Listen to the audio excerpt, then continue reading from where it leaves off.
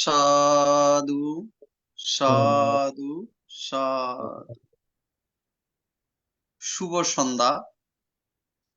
আজ ৬ ডিসেম্বর ২০২৫ খ্রিস্টাব্দ, রোজ শনিবার। আন্তর্জাতিক ত্রিপিটক সদ্ধর্ম শিক্ষা ITSS জুম ভার্চুয়ালের মাধ্যমে প্রতিদিনকার ন্যায় আজকে উপাসক গৃহী সংঘের মধ্যে ধর্ম আলোচনা করা হবে। ITSS এর মূল কথা, সদ্ধর্মের আলোয় থাকবো আলোকিত। নমো তাস্সা ভগবতু আরহাতু সাম্মা সাম্বুদ্দাস্সা। নমো তাস্সা ভগবতু আরহাতু সাম্মা সাম্বুদ্দাস্সা। নমো তাস্সা ভগবতু আরহাতু সাম্মা সাম্বুদ্দাস্সা।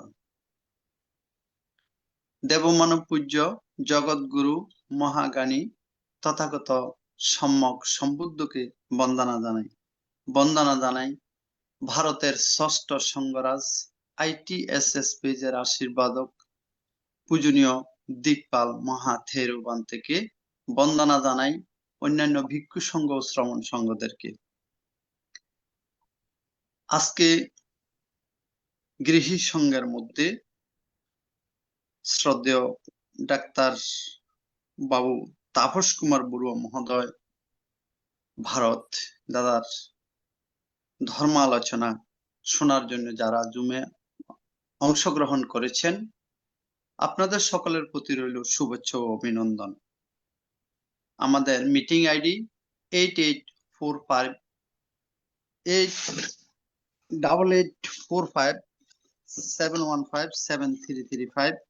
পাসকোড 788256। এখন পবিত্র ত্রিপিটক থেকে মঙ্গলাচরণে অংশ নেবেন ভারতের ইনসাইট মেডিটেশন সেন্টারের শ্রমণ সংঘগণ। আমি শ্রমণ সংঘগণকে বন্দনা জ্ঞাপন করছি মঙ্গলাচরণে অংশ নেওয়ার জন্য। নমো তাস্সা ভগবতু সাম্বুদ্দাস্সা। নমো তাস্সা ভগবতু আরহাতু সাম্মা সাম্বুদ্দাস্সা। নমো তাস্সা ভগবতু আরহাতু সাম্মা সাম্বুদ্দাস্সা। এবং আচিন্ত্য ভূতা ভূতধম্মা চিন্ত্য আচিন্ত্য তদ্বচনানাং বিভাগো হতে আচিন্ত্য। ekam saccena silena gandhimeta valena ca devedva manarakanto sabadukha vinasana ekam saccena silena gandhimeta valena ca devedva manarakanto sabavaya vinasana ekam saccena silena gandhimeta valena ca devedva manarakanto sabadukha vinasana bhagavato sabamangala rakanto sabadevata Sabha Bhutana Bhavena Sada Sote Bhavandute Avado Sabha Mangala Rakanto Sabha Devata Sankharamanu Bhavena Sada Sote Bhavandute Bhavado Sabha Mangala Rakanto Sabha Devata Sabha Sankharamanu Bhavena Sada Sote Bhavandute। সাধু সাধু সাধু। এখন পঞ্চশীল প্রার্থনা।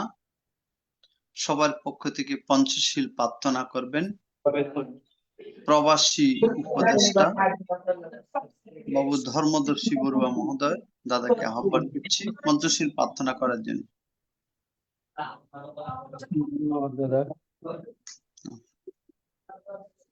আমি সর্বপ্রথমে বন্দনা করিতেছি তথাগত সম্যক সম্বুদ্ধকে নিত্যশিরে বন্দনা করিতেছি বন্দনা করিতেছি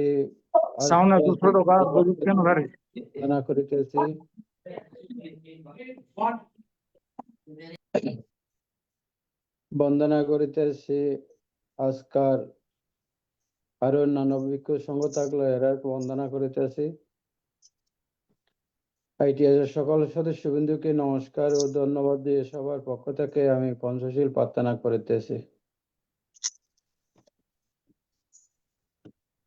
সাধু সাধু সাধু।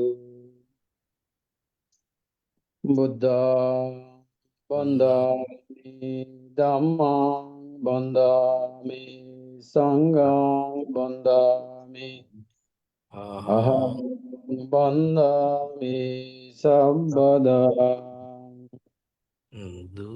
Dutiyampi Buddhang bandami, Dhammang bandami, Sangham vandami, aham vandami sabbadang. Tatiyampi Buddhang vandami, Tatiyampi Dhammang vandami, Tatiyampi Sanghang vandami. Ahang vandami sabbadang. Okasha vandami bante dvaratayena katang sabbang aparadang mamato no bante sangho. Tatiyampi okasha vandami bante dvaratayena katang sabbang aparadang kamato no bante sangho.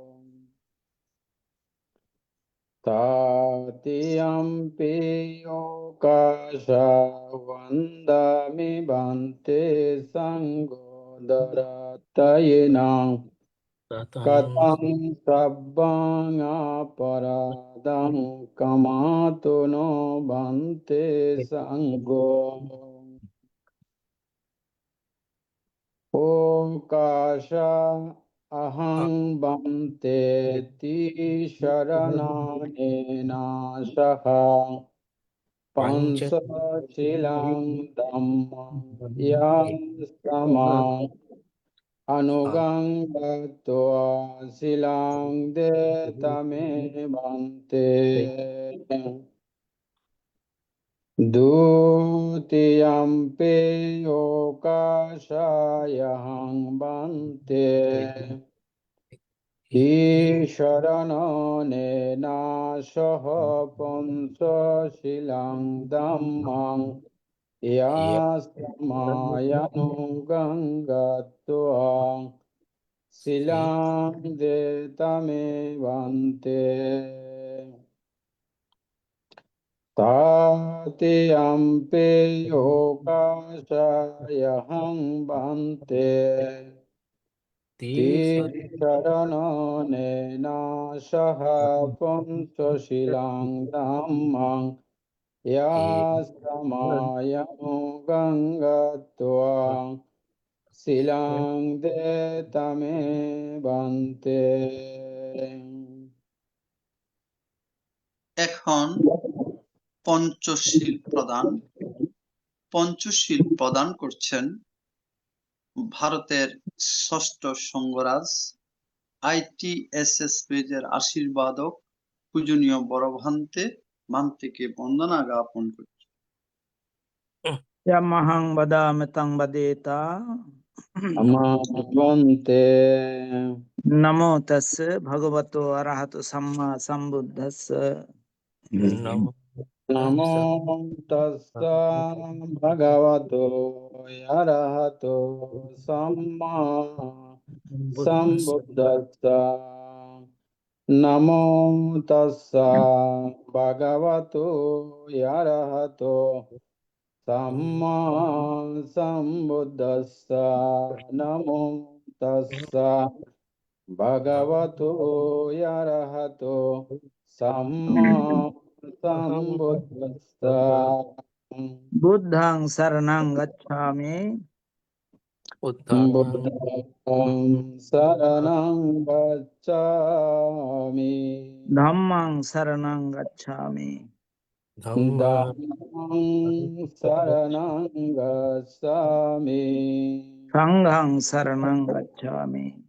Sanghang saranang gacchami.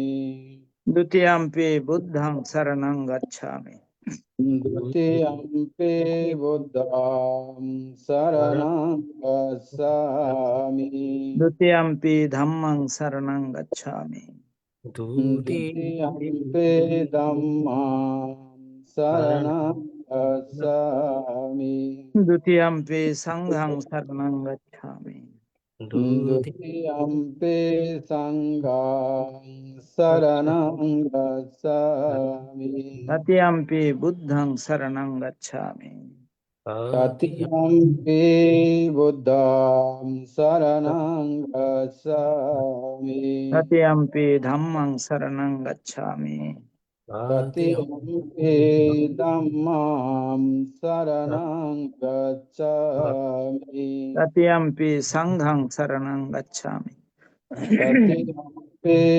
सङ्घं शरणं गच्छामि शरणगमनं सम्पूर्णं अमावन्ते पानातिपाता वेरमणि सिक्खापदं समादयामि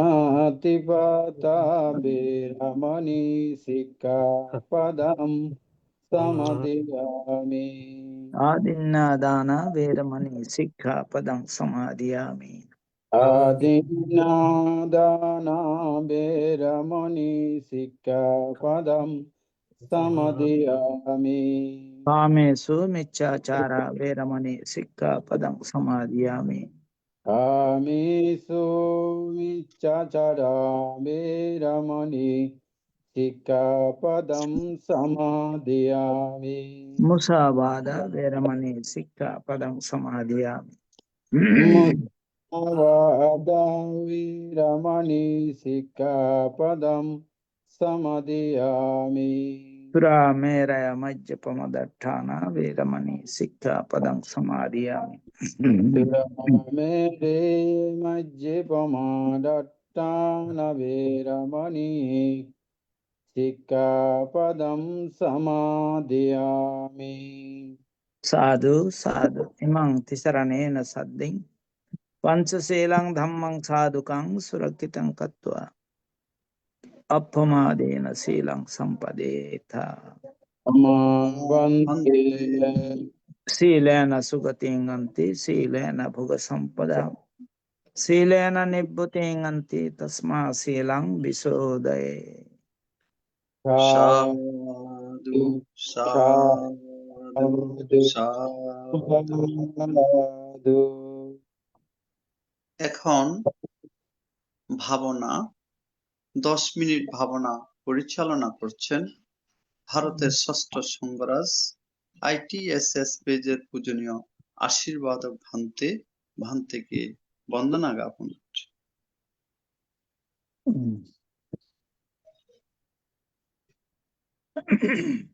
সদ্ধর্ম প্রাণ উপাসক উপাসিকা বৃন্দ, আপনারা শিলে প্রতিষ্ঠিত হয়েছেন। চলুন এখন আমরা 10 মিনিট আনাপানসতি ভাবনার অভ্যাস করি। আমাদের উদ্দেশ্য আমাদের চিত্তের একাগ্রতা সাধন এবং চিত্তের পবিত্রতা সাধন। চিত্তের একাগ্রতা এবং পবিত্রতা ছাড়া নির্বাণের পথে অগ্রসর হওয়া যায় না। কি করে এই ভাবনা করতে হবে সেটাও আমাদের জানা প্রয়োজন।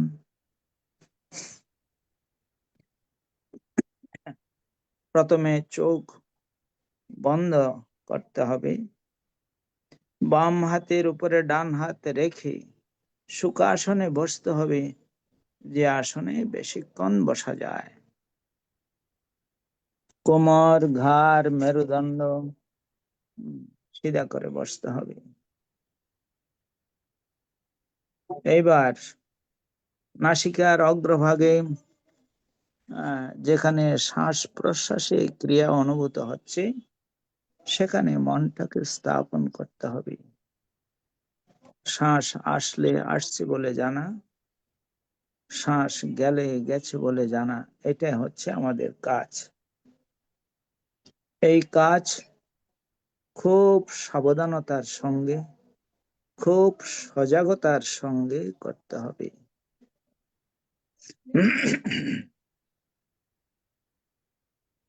ডান নাসিকা দিয়ে শ্বাস এলে ডান নাসিকা দিয়ে শ্বাস আসছে জানতে হবে, ডান নাসিকা দিয়ে শ্বাস গেলে ডান নাসিকা দিয়ে শ্বাস যাচ্ছে জানতে হবে। অনুরূপ ভাবে বাম নাসিকা দিয়ে শ্বাস এলে বাম নাসিকা দিয়ে শ্বাস আসছে জানতে হবে, বাম নাসিকা দিয়ে শ্বাস গেলে বাম নাসিকা দিয়ে শ্বাস যাচ্ছে জানতে হবে। উভয় নাসিকা দিয়ে শ্বাস এলে উভয় নাসিকা দিয়ে শ্বাস আসছে জানতে হবে, উভয় নাসিকা দিয়ে শ্বাস গেলে উভয় নাসিকা দিয়ে শ্বাস যাচ্ছে জানতে হবে। শ্বাস ছোট হয়ে এলে শ্বাস ছোট হয়ে আসছে জানতে হবে, শ্বাস ছোট হয়ে গেলে শ্বাস ছোট হয়ে যাচ্ছে জানতে হবে। অনুরূপ ভাবে শ্বাস বড় হয়ে এলে শ্বাস বড় হয়ে আসছে জানতে হবে, শ্বাস বড় হয়ে গেলে শ্বাস বড় হয়ে যাচ্ছে জানতে হবে। যখন যেভাবে শ্বাস আসছে আর যখন যেভাবে শ্বাস যাচ্ছে ঠিক সেইভাবে জানতে হবে। নিজের অজান্তে একটি শ্বাসও যেন ভিতরে প্রবেশ করতে না পারে। অনুরূপ ভাবে নিজের অজান্তে একটি শ্বাসও যেন বেরিয়ে যেতে না পারে। প্রত্যেকটি শ্বাস প্রশ্বাস জেনে জেনে নিতে হবে, জেনে জেনে ছাড়তে হবে। মনের স্বভাব বড়ই চঞ্চল, বড়ই চপল। স্পন্দনং চপলং চিত্তং দুরক্ষং দুর্নিবারয়ং। এই চঞ্চল চপল মনকে রক্ষা করা বড় কঠিন কাজ। উজুং করোতি মেধাবী উসুকারো বতে জনম। যারা মেধাবী পণ্ডিত সাধক জ্ঞানী তারাই কেবল এই চঞ্চল চপল চিত্তকে সংযত করার চেষ্টা করে। যেমন তীর নির্মাতা কারি তীরের ফলাকে সোজা করে তৈরি করে, ঠিক সেই রূপ এই চঞ্চল চপল মনটাকে শুদ্ধ করার চেষ্টা করতে পারে, কেবল তারাই করতে পারে।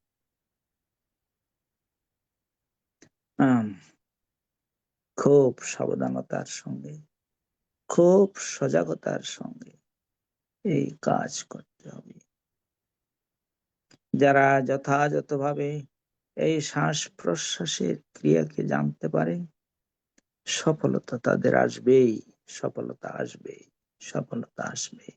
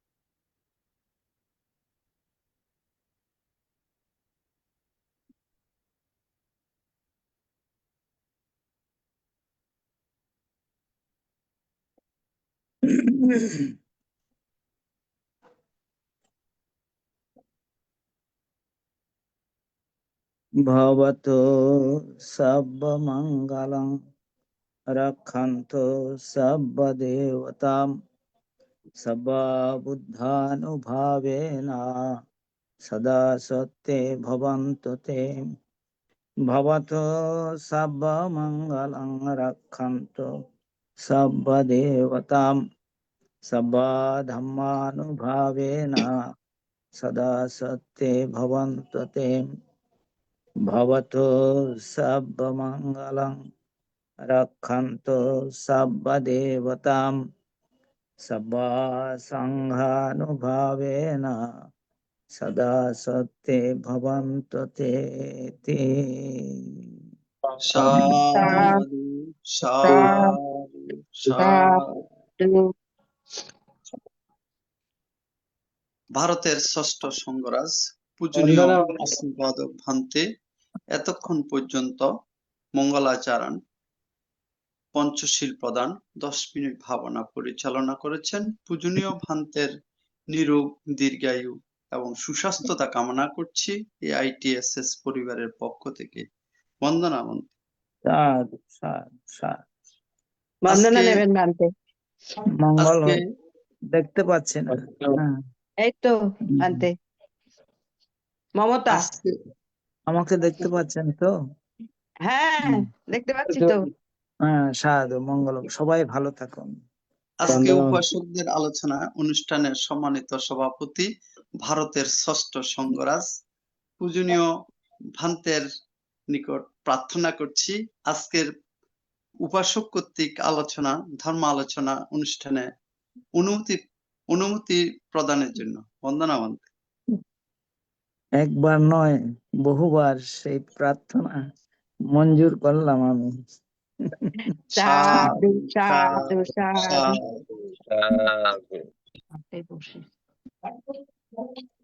আন্তর্জাতিক ত্রিপিটক সদ্ধর্ম শিক্ষা আইটিএসএস জুম ভার্চুয়ালের মাধ্যমে এখন ধর্ম আলোচনা করবেন গৃহী সঙ্গের মধ্যে সুদেশক, অভিজ্ঞ ও সদ্ধর্মের পূজারী 119তম আলোচক গলা শুনতে বলছে, দেখতে তো ডাক্তার পাচ্ছি না। বাবু তাপস কুমার বড়ুয়া মহোদয়, ভারত। সম্মানিত আলোচক মহোদয়, আজকে আলোচনা করবেন ধর্মচক্র প্রবর্তন সূত্র ও চতুরার্য সত্যের সম্পর্কে। আমি সম্মানিত আলোচক মহোদয়কে শ্রদ্ধাপূর্বক আহ্বান করছি আজকের আলোচনা অংশগ্রহণ করার জন্য। নমস্কার।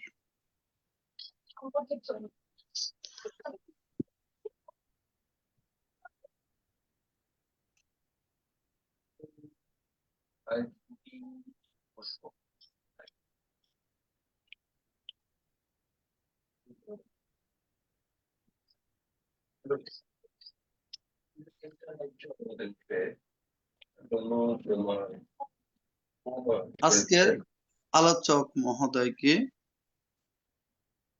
শ্রদ্ধাপূর্বক আহ্বান করছি আজকের আলোচনা অংশগ্রহণ করার জন্য। নমস্কার দাদা।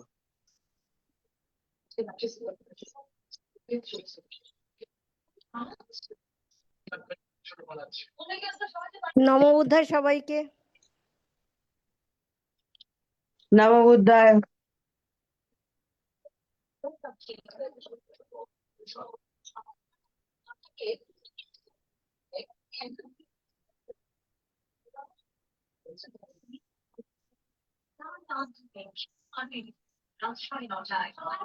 তাপস দা শুনতে পাচ্ছি না না?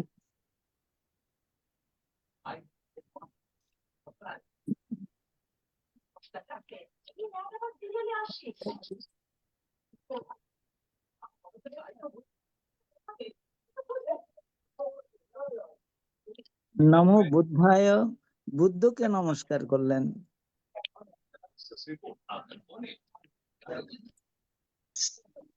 আপনার সঙ্গে সাথে উপাসক উপাসিকাদের তো নয়। বন্দনা ভান্তে। সবাইকে আগে বললাম তো, আমি সবাইকে নমো বুদ্ধায়। নমো বুদ্ধায় মানেই নমস্কার। নমো বুদ্ধায় মানে বুদ্ধকে নমস্কার। সবাইকে কি করে হবে? ভান্তে আমাদের এখানে এরকমই প্রচলন, মানে নমস্কার বলা যায় না, নমো বুদ্ধায়। এখন ভুল যদি করে থাকেন তাহলে সারা জীবন ভর সে ভুলের মধ্যে থেকে যাব নাকি? না ভান্তে না। ঠিক আছে ভান্তে, নমস্কার সবাইকে। মঙ্গল হোক, মঙ্গল হোক। তাপসদা কোথায় রয়ে গেলেন? আমি তো বাজারে গেছিলাম, দেরি হয়ে গেছে আমার। ঠিক আছে, এখন টাইম এসে গেছে তো, আর কি চিন্তা নেই। এখন তো শুরু হয় নাই। হ্যাঁ,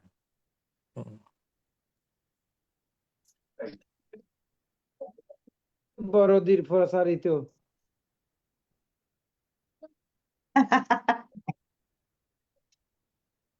কি বললেন? নববুদ্ধায় শব্দটা বড় দিদির প্রসারিত। হ্যাঁ, এটা দিল্লির সবার হওয়া। কাছে থেকে বললাম আর কি, বড় দিদিরে। দিল্লির, এটা দিল্লির না, প্রচলন। আমি সবাইকে বলেছিলাম তো, তাই ভান্তে একটু সংশোধন করে দিন। বানতে কি আছে এখনো? আছেন তো? আছেন তো? হ্যাঁ। না না, ভান্তে তো বলে দিয়েছেন নববুদ্ধায়, তো আসলে সবাইকে বুদ্ধকে। ওই যে বুদ্ধকেই নমস্কার। মন্দ আজকে নয় বুদ্ধকে স্মরণ করা। আজকে সম্মানিত আলোচক মহোদয়, শ্রদ্ধেয় ডাক্তার তাপস কুমার বড়ুয়া মহোদয় দাদাকে আহ্বান করছি আজকের আলোচনা অনুষ্ঠানে অংশগ্রহণ করার জন্য। নমস্কার দাদা। নমস্কার। আমার কথা শোনা যাচ্ছে তো? হ্যাঁ দাদা, শোনা যাচ্ছে। ওকে ওকে, হ্যাঁ, ধন্যবাদ শোনা আমাদের। ওকে ওকে, আচ্ছা। আপনাকে ধন্যবাদ সঞ্চালক মহাশয়। শুভ সন্ধ্যা সকলকে। নমো তাস্সা ভগবতো অরহতো সম্মা সম্বুদ্ধাস্সা। নমো তাস্সা ভগবতো অরহতো সম্মা সম্বুদ্ধাস্সা। নমো তাস্সা ভগবতো অরহতো সাম্মা সম্বুদ্ধাস্সা। প্রথমেই আমি মহাকারুণিক তথাগত সম্ভব সম্বুদ্ধকে আমার সশ্রদ্ধ বন্দনা জানাচ্ছি। সেই সঙ্গে ভগবান বুদ্ধের এই সুদেশিত ধর্ম, যে ধর্মের আদিতে কল্যাণ, মধ্যে কল্যাণ, অন্তে কল্যাণ, সেই ধর্মকে আমার সশ্রদ্ধ বন্দনা জানাচ্ছি। এবং গুরু শিষ্য পরম্পরায় যারা ভগবান বুদ্ধের এই অমৃতময় মহান শাশ্বত ধর্মকে যুগের পর যুগ ধরে, শতাব্দীর পর শতাব্দী ধরে সংরক্ষণ, সংবর্ধন এবং লালন পালন করে চলেছেন, সেই নয় গুণ সম্পন্ন অন্তর পুণ্যক্ষেত্র ভিক্ষু সংঘকে আমার সশ্রদ্ধ বন্দনা জানাচ্ছি। এবং সেই সঙ্গে আজকের এই আমাদের যে অনুষ্ঠানে সমাগত সমস্ত সাধনপ্রাণ উপাসক উপাসিকা সাধক সাধিকা যারা আছেন, তাদের সকলকে আমার মৈত্রময় শুভেচ্ছা জানিয়ে আমার বক্তব্য শুরু করছি। আশা করি আপনারা সবাই ভালো আছেন। তো আজকে আমাদের সঞ্চালক মশাই বলেছেন যে বিষয়ের উপর আমি বলবো।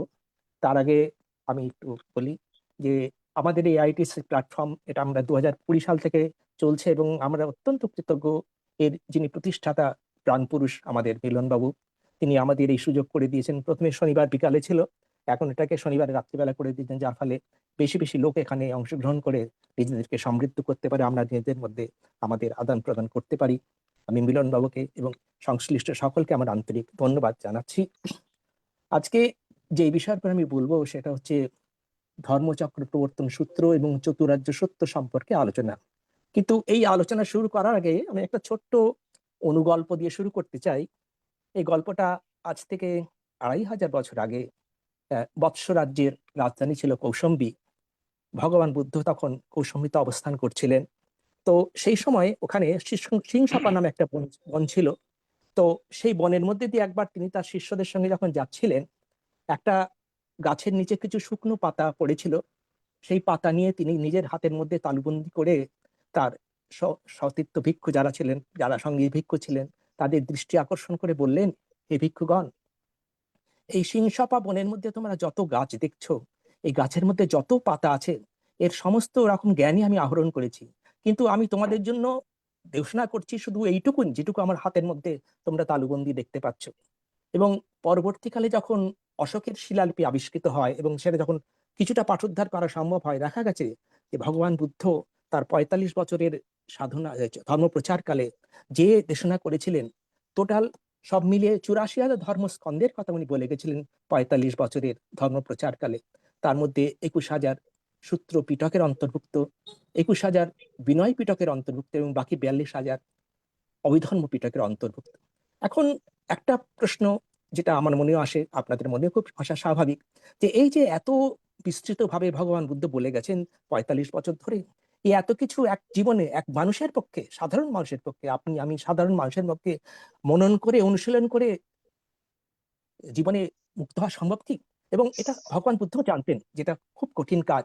সেই জন্য তিনি আমাদের এমন একটা বিষয় সম্পর্কে বলে গেছেন, অবহিত করেছেন, আমাদের আলোকিত করেছেন, যে একটা বিষয় যদি সম্পর্কে যদি আপনি জানেন, বাকি 83,999 আপনি নাও যদি জানেন, তাও কিন্তু আপনার দুঃখ মুক্তি হওয়ার পথে, দুঃখ মুক্তির পথে কোনো বাধা হবে না।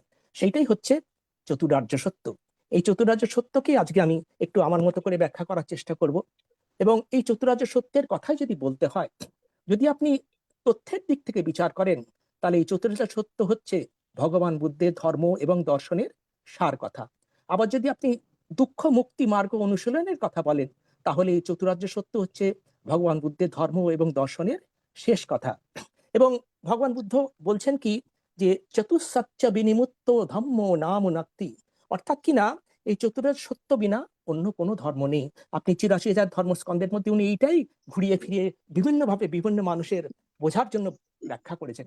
এবং ওনার ব্যক্তিগত উপলব্ধি কি বলছে, সেখানে উনি বলছেন, চতুর্নং আর্য সচ্চানং যথাভূতং অদস্তনং সংসারিতং দিগমদ্দানং তাসু তস্যেব জাতিসু তানি এতানি দিঠানি ভবনেত্তি সমূহতো উচ্ছিন্ন মূলং দুঃখস্য নত্থি দানি পুনঃভব।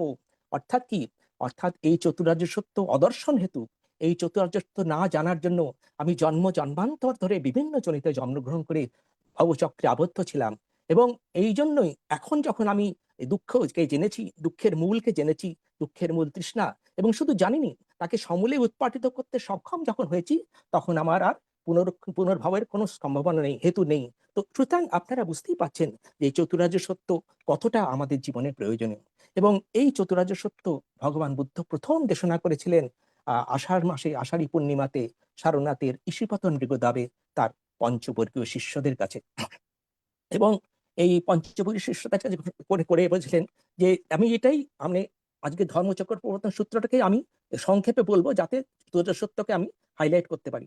তো এখানে দ্বিতীয় গাথায় ভগবান বুদ্ধ যেটা বলছেন তার পঞ্চবর্গীয় শিষ্যদের, কি বলছেন, কি দে মে ভিক্ষাবে অন্তা পাব্বাচিতেন সেবিতব্বা, অর্থাৎ হে ভিক্ষুগণ, দুটো চরম পন্থা কখনোই অবলম্বন করা উচিত নয়, কারণ এই চরম পন্থা মানুষকে কখনো মুক্ত করতে পারে না, মানুষের মুক্তির পথে নিয়ে যেতে পারে না।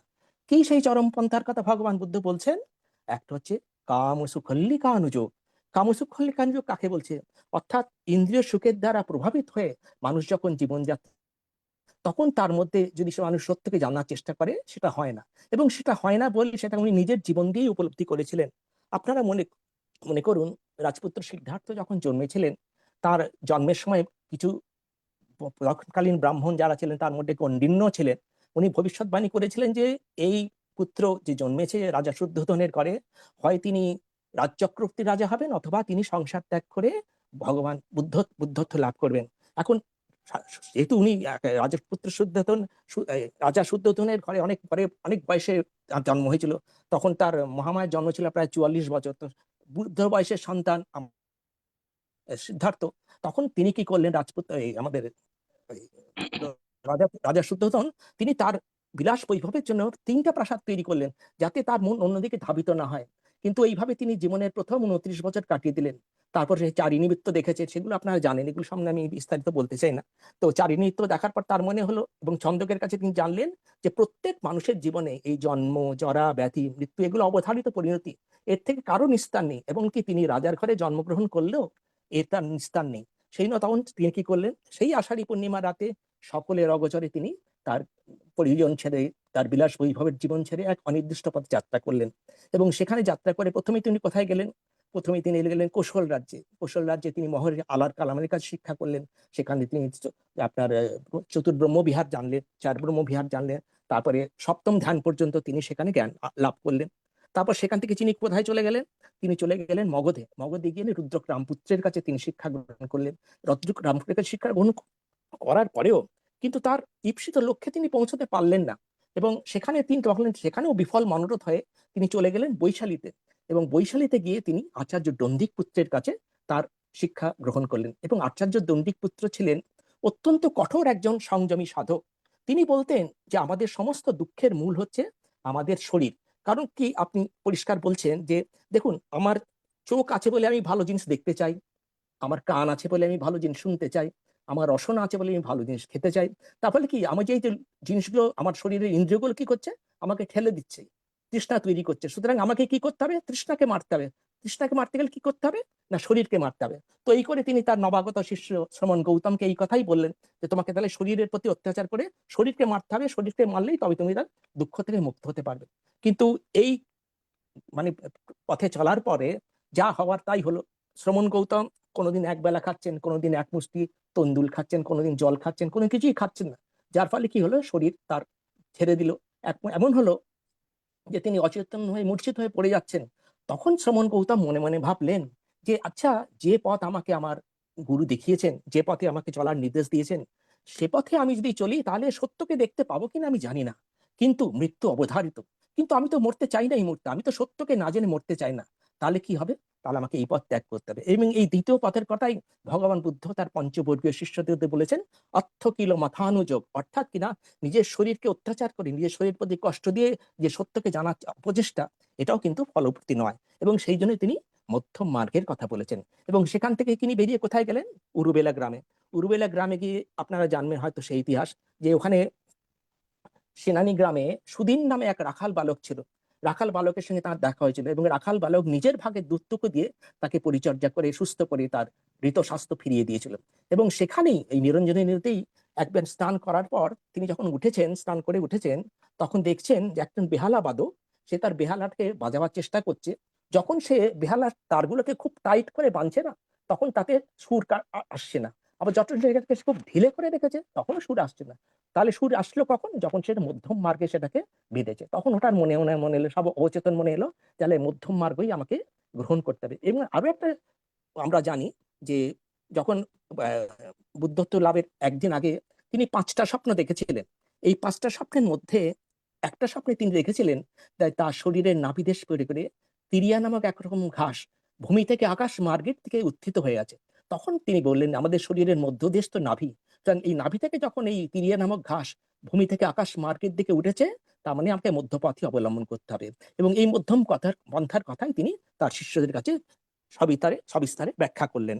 এখন এরপরে চলুন আমরা চতুর্থ গাথায় ভগবান কি বলছে দেখুন। চতুর্থ গাথায় ভগবান বলছেন, ইদাং খোপানধিক্ষাবে দুঃখং আর্য সত্যং, অর্থাৎ হে ভিক্ষুগণ, দুঃখই হচ্ছে প্রথম এবং পর্যান্ত আর্য সত্য। এই দুঃখের সম্বন্ধে বলি একটু কথা। দেখুন, জীবনে কোনো অবস্থাতেই আমরা দুঃখ চাই না, এক মুহূর্তের জন্য আমরা দুঃখ চাই না, কিন্তু দুঃখ আমাদের নিত্য সঙ্গী। এবং এর মধ্যে সুখ যদি আমাদের মনে এসেও থাকে, কিন্তু সেই সুখের অস্তিত্ব এতইটা ক্ষণস্থায়ী যেটা যখন আমাদের জীবন থেকে মিলে যায়, তখন আমরা নতুন করে দুঃখ সাগরে পতিত হই। এটাকে বলছে বিপরিণামধর্মী দুঃখ। তো এই দুঃখের কথাই ভগবান বুদ্ধ সবিস্তারে বলেছেন এই চতুর্থ গাথায়। কি বলছেন? ইদাং খোপানধিক্ষাবে দুঃখং আর্য সত্যং। এবার দুঃখের প্রকারভেদ উনি কি বলছেন? জাতিপি দুঃখা, জরাপি দুঃখা, ব্যাধিপি দুঃখা, মরণমপি দুঃখং, অপ্যেহি সম্পযোগ দুঃখ, পিয়েহি বিপ্পযোগ দুঃখ, জম্পিচ্ছং ন লভতে তম্পি দুঃখং, সংক্ষিপ্তেনা পঞ্চ উপাদান খণ্ড দুঃখ। অর্থাৎ কিনা, জন্ম একটা দুঃখ, জরা একটা দুঃখ, ব্যাধি একটা দুঃখ, মৃত্যু একটা দুঃখ। এগুলো কি? শারীরিক দুঃখ। এবং এই দুঃখগুলো এসেছে কোত্থেকে? মানুষ জন্মাচ্ছে বলেই তো। মানুষ যদি না জন্মাতো তাহলে জরাও আসতো না, ব্যাধিও আসতো না, মৃত্যুও আসতো না। কারণ এগুলো একটার সঙ্গে একটা সম্পর্কিত। এগুলোকে বলছেন শারীরিক দুঃখ। এবার মানসিক দুঃখের কথা বলতে গিয়ে ভগবান বুদ্ধ 4 প্রকার দুঃখের কথা বলছেন। কি কি বলছেন? একটা হচ্ছে অপ্রিয় সংযোগ জনিত দুঃখ, প্রিয় বিয়োগ জনিত দুঃখ, ঈপ্সিত বস্তুর অলাভ জনিত দুঃখ, এবং সংক্ষেপে পঞ্চ উপাদান খণ্ড দুঃখ। আমরা একটু একটু করে দেখি। দেখুন, সংযুক্ত নিকায় এক জায়গায় আছে, ভগবান বলছেন যে আমরা অপ্রিয় সংযোগ জনিত কারণে এবং প্রিয় বিয়োগ জনিত কারণে যে পরিমাণ অশ্রু বিসর্জন করেছি, এই সমস্ত অশ্রু যদি একত্র করে সংগ্রহ করা যেত, তাহলে মহাসাগরের থেকেও বেশি হতো। তাহলে চিন্তা করুন, আমরা জন্মান্তর হতে যে কত দুঃখ পেয়েছি এই শুধু অপ্রিয় বিয়োগ জনিত কারণে, এবং অপ্রিয় সংযোগ জনিত কারণে, এবং প্রিয় বিয়োগ জনিত কারণে। তারপর ধরুন ঈপ্সিত বস্তুর অলাভ জনিত দুঃখ। এটা কি বলছে? ধরুন আমি চাই না আমি যে আমার চেহারা থেকে যৌবন চলে যাক, আমার মধ্যে বার্ধক্য আসুক, এটা আমি চাই না। আমি চাই আমার যৌবন থাকুক, কিন্তু থাকবে কি থাকবে না, কারণ অনিত্য সবকিছুর মধ্যে এটাও একদিন চলে যাবে। তারপর ধরুন আরো একটা উদাহরণ আমি দিই। ধরুন আমার একটা একতলা বাড়ি আছে, আমার প্রতিবেশীর যদি একটা 4তলা বাড়ি থাকে, তাহলে আমার মনের মধ্যে এই ইচ্ছাটা আসা অস্বাভাবিক নয়, ইস, আমারও যদি আমার প্রতিবেশীর মতো একটা 4তলা বাড়ি থাকতো, তাহলে আমি কত খোলামেলা ভাবে হাত পা ছড়িয়ে থাকতে পারতাম। তো যেই জিনিসটা আমার নেই, যেই জিনিসটা আমি পাইনি, সেই জিনিসটা মা পাওয়ার জন্য যে দুঃখ, সেটাকেই বলছে ঈপ্সিত বস্তুর অলাভ জনিত দুঃখ। তো এই 7টার কথা বললাম। এবার চলুন সব থেকে ইম্পর্টেন্ট যেটা ভগবান বুদ্ধ খুব গুরুত্ব দিয়ে বলেছেন, যে পঞ্চ উপাদান খণ্ড জনিত দুঃখ। পঞ্চ উপাদান মানে কি? পঞ্চ উপাদান মানে হচ্ছে নাম রূপ। নামরূপ কাকে বলছে? নামরূপ মানে সাদা বাংলায় বলতে গেলে বলতে হয়, নামরূপ মানে যে অবয়ব নিয়ে, যে শরীর নিয়ে আপনি আমি এসেছি এই পৃথিবীতে, সেটাই হচ্ছে নামরূপ। নাম মানে কি? মন, আর রূপ মানে হচ্ছে যেটা রূপের মধ্যে যেটা থাকে। এবং এটা যদি আমরা প্রতীত্ব সমুৎপাদ দেখি, সেখানে আমরা দেখব যে ওখানে বলছে যে ইয়দিদং অবিচ্ছা পচ্ছায়া সংখারা, সংখারা পচ্ছায়া বিয়ানং, বিয়ান পচ্ছায়া নামরূপং। অর্থাৎ অবিদ্যার থেকে সংস্কার উৎপন্ন হয়, সংস্কার থেকে বিজ্ঞান উৎপন্ন হয়, বিজ্ঞান থেকে নামরূপ উৎপন্ন হয়। এই নামরূপটা কি? নামটা হচ্ছে আমাদের শরীর। এখন দেখুন, রূপটা কি? রূপটা 4 মহাভূত দিয়ে তৈরি। কি কি? পৃথিবী ধাতু, তেজ ধাতু, অপধাতু, বায়ু ধাতু। মহা মানে কি? মহা মানে প্রধান। আর ভূত মানে কি? উপাদান। তার মানে রূপটা হচ্ছে যে স্পর্শযোগ্য যে কোনো জিনিস, আপনি মাটি, গাছপালা, এগুলো সবই হচ্ছে রূপ। আর তার মধ্যে যেটা থাকে সেটা হচ্ছে মন। এক উদাহরণ দিতে পারি, ধরুন একটা কম্পিউটার। আপনার যদি কম্পিউটার থাকে, দেখবেন কম্পিউটার 2টো পার্ট আছে, একটা হার্ডওয়্যার, একটা সফটওয়্যার। হার্ডওয়্যার মানে কি? যেটাকে আপনি বাড়ি থেকে দেখতে পারেন, যেটাকে আপনি স্পর্শ করতে পারেন। যেমন কম্পিউটারের সিপিইউ হলো, মাউস হলো, তারপরে আপনার মনিটর হলো, কিবোর্ড হলো, এগুলো হচ্ছে হার্ডওয়্যার। আর সফটওয়্যার কি? সফটওয়্যার মানে হচ্ছে যেটা কম্পিউটারটাকে চালায়। যেমন ধরুন উইন্ডোজ হলো, ডস হলো, মাইক্রোসফট এক্সেল হলো, পাওয়ার পয়েন্ট হলো। এগুলো ছাড়া কিন্তু চলবে চলবে না। ঠিক সেই রকম আমাদের মনটাই হচ্ছে আমাদের শরীরটাকে চালাচ্ছে। মন না থাকলে শরীরের কোনো নেই। একটা মৃতদেহের মধ্যে, একটা মৃতদেহের সঙ্গে একটা জীবিত দেহের তফাৎটা কোথায়? যে শরীরে জীবিত দেহে প্রাণ আছে, মনও আছে, কিন্তু মৃতদেহে প্রাণ নেই। মন থাকলে কিছু মন থাকবে না। এইটাই করে, এবং এটাকে নৌকা ও মাঝির সঙ্গে তুলনা করা হয়। ধরেন একটা মাঝি আর নৌকো, একটা মাঝি যদি না থাকে তার নৌকাটাকে কোনো মাঝি তো চালাবে নৌকাটাকে, সেরকম আমাদের মনটাই হচ্ছে আমাদের শরীরটাকে চালায়। এবং সেই জন্যই আমরা দেখেছি যমক বর্গে মনের কথা অত গুরুত্ব দিয়ে বলা আছে। এখন দেখুন, এই যে ভগবান বুদ্ধ বলছেন যে পঞ্চ উপাদান খণ্ড জনিত দুঃখ, এটা আমরা কিভাবে সৃষ্টি করি। দেখুন, আমি একটু আমাদের বোঝাবার চেষ্টা করি। একটা নাম রূপটা আমরা জানলাম যে পৃথিবী ধাতু, অপধাতু, তেজ ধাতু, বায়ু ধাতু, এই চারটে দিয়ে আমাদের রূপটা তৈরি হয়েছে। নামটা কি দিয়ে তৈরি হয়েছে? নামেরও চারটে ভাগ আছে, একটা হচ্ছে বিজ্ঞান, একটা হচ্ছে সংজ্ঞা, একটা হচ্ছে বেদনা, একটা হচ্ছে সংস্কার। দেখুন কিভাবে আমরা প্রতিনিয়ত আমাদের অজ্ঞানের সাথে বিজ্ঞান, সংজ্ঞা, বেদনার দ্বারা সংজ্ঞা তৈরি করি। দেখুন, আমি একটা শব্দ করলাম, এই শব্দটা আপনি শুনলেন, কিন্তু এই শব্দটা আপনার কানে অনুরূপ, অনুকূল বা প্রতিকূল কোন রকম প্রতিক্রিয়াই সৃষ্টি করলো না। কিন্তু ধরুন এই মুহূর্তে আপনার কানে একটা গানের সুন্দর সুর ভেসে আসলো, তাহলে কি হবে? আপনি গানটা শুনলেন, শুনে তখন কি করলেন? যে আপনি গানটা শুনে তখন আপনার ভালো লাগলো, যখন তখন আপনি কি করলেন? কিভাবে এটা আপনাকে ভালো লাগা তৈরি করছে দেখুন। যেই আপনি গানটা কান দিয়ে শুনলেন, তখন আপনার শরীর মনের প্রথম যে ভাগ, এটা বিজ্ঞান, এটা সক্রিয় হয়ে গেল। বিজ্ঞান করলো কি, যে গানটা শুনছি শুনছি শুনছি এরকম রেকর্ড করে, যেমন করে ডাটা রেকর্ড করে ওইভাবে রেকর্ড করছে। যেই এটাকে আপনি রেকর্ড করতে শুরু করলেন, তখন মনের যে তৃতীয় ভাগ, সেটা কি সংজ্ঞা, তখন সেটা আরো অ্যাক্টিভ হয়ে গেল, সেটা আরো সক্রিয় হয়ে গেল। তখন কি করলো, যে গানটা আমি যেটা শুনেছি, তখন সেটাকে মূল্যায়ন করার চেষ্টা করছে, ইভ্যালুয়েট করার চেষ্টা করছে। আচ্ছা, আমি কি শুনেছি? না, আমি একটা ভালো গান শুনেছি। তাহলে যেই ভালো গান শুনেছি বললেন, সঙ্গে সঙ্গে কি হলো? বেদনাটা অ্যাক্টিভ হয়ে গেল। বেদনাটা অ্যাক্টিভ হয়ে গেলে কি হবে? তখন বলছে আমি আরো চাই, আরো চাই, আরো চাই, এইভাবে করতে হবে। তাহলে প্রথম আপনি গানটা শুনলেন, শুনে আপনার বিজ্ঞানটা অ্যাক্টিভ হয়ে গেল। বিজ্ঞান অ্যাক্টিভ হওয়ার পরে দ্বিতীয়টা আপনি কি করলেন? সেটাকে আপনি ইভ্যালুয়েট করলেন, মূল্যায়ন করলেন। মূল্যায়ন করার পর সেটাকে আমি বললেন এটা ভালো লেগেছে। যেহেতু ভালো লাগা লেগেছে, তখন কি হবে? আপনার বেদনা। বেদনা মানে কি? ভালো ভালো লাগছে, আমার মনটা ভালো লেগেছে, মনের মধ্যে একটা সুখ বেদনা উৎপন্ন হয়েছে। যেই সুখ বেদনা উৎপন্ন হয়েছে, তখন সঙ্গে সঙ্গে কি হবে? যে আরো চাই, আরো চাই, আরো চাই করতে করতে সঙ্গে সঙ্গে সংস্কার উৎপন্ন হয়ে যাবে। এইভাবে আমরা প্রতিনিয়ত বিজ্ঞান, সংজ্ঞা, বেদনার দ্বারা প্রতিনিয়ত সংস্কার উৎপন্ন করছি। সেই জন্যই আপনি দেখবেন মার্গবর্গে, বিশুদ্ধি মার্গে যাই বলা আছে, সব্বে সংখারা দুঃখাতি, অর্থাৎ সমস্ত সংস্কারই দুঃখের জন্ম দেয়। তো এইভাবে ভগবান বুদ্ধ বলছেন যে এইভাবে আমরা প্রতিনিয়ত দুঃখকে সৃষ্টি করি। এখন এরপরে চলুন আমরা দেখি যে তৃতীয় যে পঞ্চম গাথায় ভগবান বুদ্ধ বলছেন কি, ইদাং খোপন ভিক্ষাবে দুঃখ সমুদয়ং আর্য সত্যং। অর্থাৎ কি, আমরা দুঃখ আছে জানি, কিন্তু এবার কি জানলাম? যে দুঃখের কারণও আছে। দুঃখের কারণ কি? দুঃখের কারণ হচ্ছে, প্রথম কারণ হচ্ছে ইমিডিয়েট কারণ হচ্ছে তৃষ্ণা, আর মূল কারণ হচ্ছে অবিদ্যা, যেটা আমরা প্রচিত্ত সমুদ্রতে দেখেছি। তো এইভাবে আমরা দেখছি দুঃখের কারণ আছে। এবং যেমন একজন চিকিৎসক বলেন কি, রোগ যেমন আছে, রোগের কারণ আছে, তাহলে রোগের উপশমও আছে। এবং রোগ উপশম কিভাবে হবে? সেটা ষষ্ঠ গাথায় ভগবান বলছেন, ইদাং খোপনা ভিক্ষাবে দুঃখ নিরোধ আর্য সত্যং। অর্থাৎ হে ভিক্ষুগণ, দুঃখ যেমন আছে, দুঃখ সমুদয় আছে, মানে দুঃখের কারণও আছে, তেমনি দুঃখের নিবৃত্তিও সম্ভব, দুঃখের নিরোধও সম্ভব। এবং কিভাবে সেটা সম্ভব?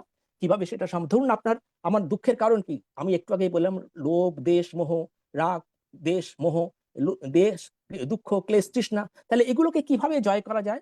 এই প্রশ্নটা যেমন আপনার মনে আছে, ঠিক সেরকম 8 থেকে 2500 বছর আগে একজন দেবপুত্রের মনেও এই প্রশ্নটা এসেছিল।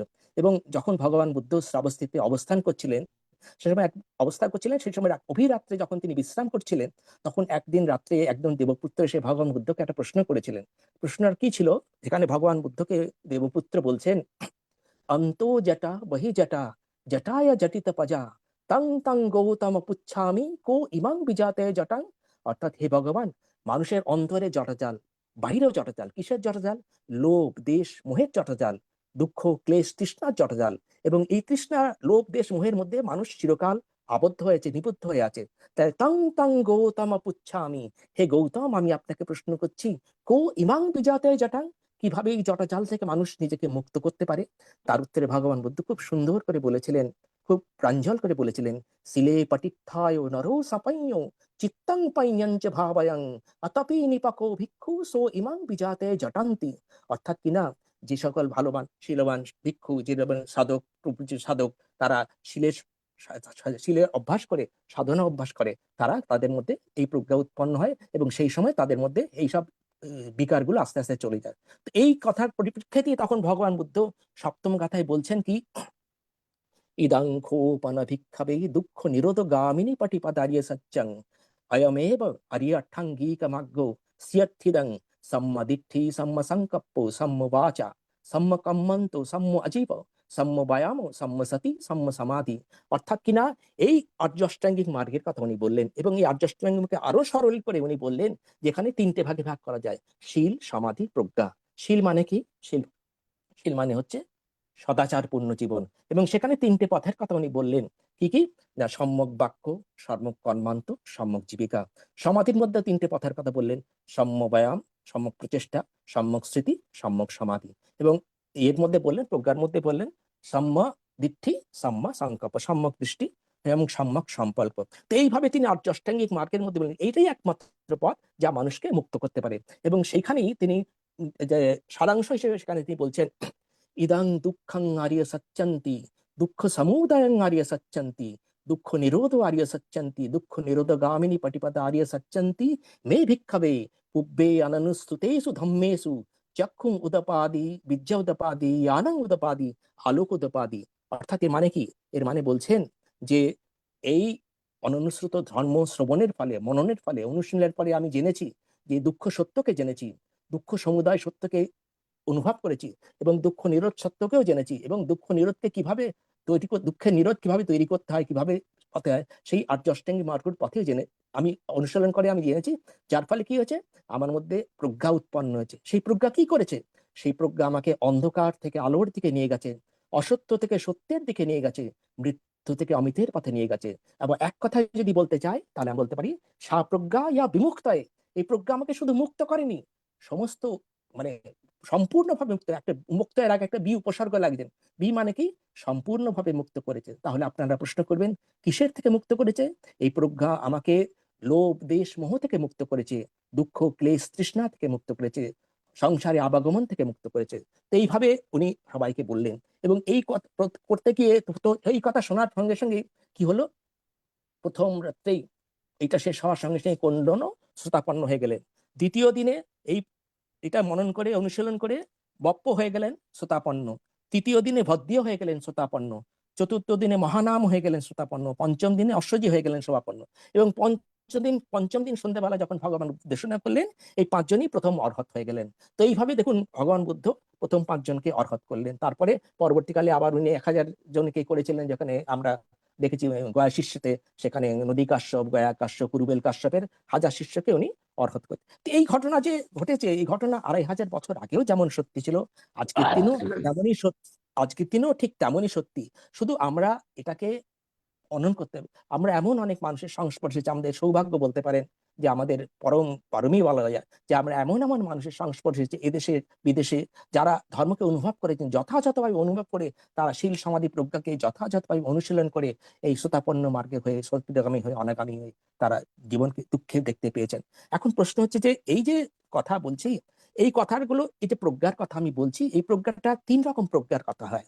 একটা হচ্ছে শ্রুতময় প্রজ্ঞা, একটা হচ্ছে চিন্তাময় প্রজ্ঞা, আর একটা হচ্ছে ভাবনাময় প্রজ্ঞা। শ্রুতময় প্রজ্ঞা কাকে বলছে? শ্রুতময় প্রজ্ঞা মানে এই যে আমি বলছি, আপনারা শুনছেন, এটা আপনাদের মধ্যে চিন্তা করছেন, আপনি চিন্তা করছেন। শ্রুতময় প্রজ্ঞা থেকে ভগবান বুদ্ধের সময় অনেকে শ্রোতাপন্ন হয়ে গিয়েছিলেন, এরকম অনেক ঘটনা আছে। শুধু মানুষ নয়, এবং তির্যক প্রাণীর মধ্যে অনেকে শ্রোতাপন্ন হয়ে গিয়েছিলেন, এরকম ঘটনাও আছে, আমরা দেখেছি। এবং তির্যক প্রাণীর মধ্যেও অনেকে এরকম ঘটনা আছে। এবং তারপরে কি যে ভাবনাময়, চিন্তাময় প্রজ্ঞা। চিন্তাময় প্রজ্ঞা কাকে বলছে? চিন্তাময় প্রজ্ঞা, আপনি ধরুন আমার কথাটা শুনলেন, শুনে বাড়ি গিয়ে এটাকে মনন করলেন, অনুশীলন করলেন, এবং যখন চিন্তা ভাবনা করলেন, তাহলে কি হবে? এটা আপনার চিন্তাকে পুষ্ট করছে। কিন্তু এই চেষ্টা, এই চিন্তাময় প্রজ্ঞা বলুন অথবা শ্রুতময় প্রজ্ঞা বলুন, এই দুটোর কোনো প্রজ্ঞায় কিন্তু আমাকে মুক্ত করতে পারবে না। আমাকে কিটা মুক্ত করতে পারবে? ভাবনাময় প্রজ্ঞা। এখন এই ভাবনাময় প্রজ্ঞা কিভাবে উৎপন্ন করা যায়, সেই জন্য আমরা সম্যক স্মৃতির আপনাকে যেতে হবে। যে অষ্টাঙ্গিক মার্গের কথা আপনাকে বললাম, সেই মধ্যে সম্যক স্মৃতি বলে একটা আছে, দেখবেন এইতে সপ্তম এতে, সেখানে বলছে যে প্রতিটি মুহূর্তে কায়ার মধ্যে, মনের মধ্যে যে সকল অবস্থার উৎপন্ন হয়, তাকে সতর্কতার সঙ্গে, মানে সজাগতার সঙ্গে, সচেতনার সঙ্গে যদি আপনি পর্যবেক্ষণ করেন, এটার নাম হচ্ছে সম্যক স্মৃতি। সম্যক স্মৃতিকে আমি আরো এক্সপ্লেন করি এইভাবে। ধরুন আপনি যখন কোনো একটা এম্বাসিতে গেছেন, তখন দেখবেন এম্বাসিতে আপনাকে এমনি এমনি ঢুকতে দেবে না, আপনার ওখানে এখন গেটকিপার থাকে। যে কেয়ারটেকার থাকে, সে আপনি কি করবে, ওয়াচম্যান, সে আপনাকে জিজ্ঞেস করবে যে আপনি কেন এসেছেন, কি কারণ। ঠিক রকম সম্যক স্মৃতি আমাদের চিত্তের দুয়ারে অতন্দ্র প্রহরীর মতো দাঁড়িয়ে থাকে। সে তার কাজ কি, যে এটা অকুশল চিন্তা, একে আমি ঢুকতে দেবো না, এটা কুশল চিন্তা, এটা মঙ্গলকামী চিন্তা, এটাকে আমি ঢুকতে দেবো। এইভাবে সে ডিসাইড করে যে এটা কুশল, এটা অকুশল, এটা হোলসাম, এটা আনহোলসাম করে কুশল চিন্তাকে সে মনের মধ্যে ঢুকতে অ্যালাউ করে, অকুশল চিন্তাকে ঢুকতে দেয় না।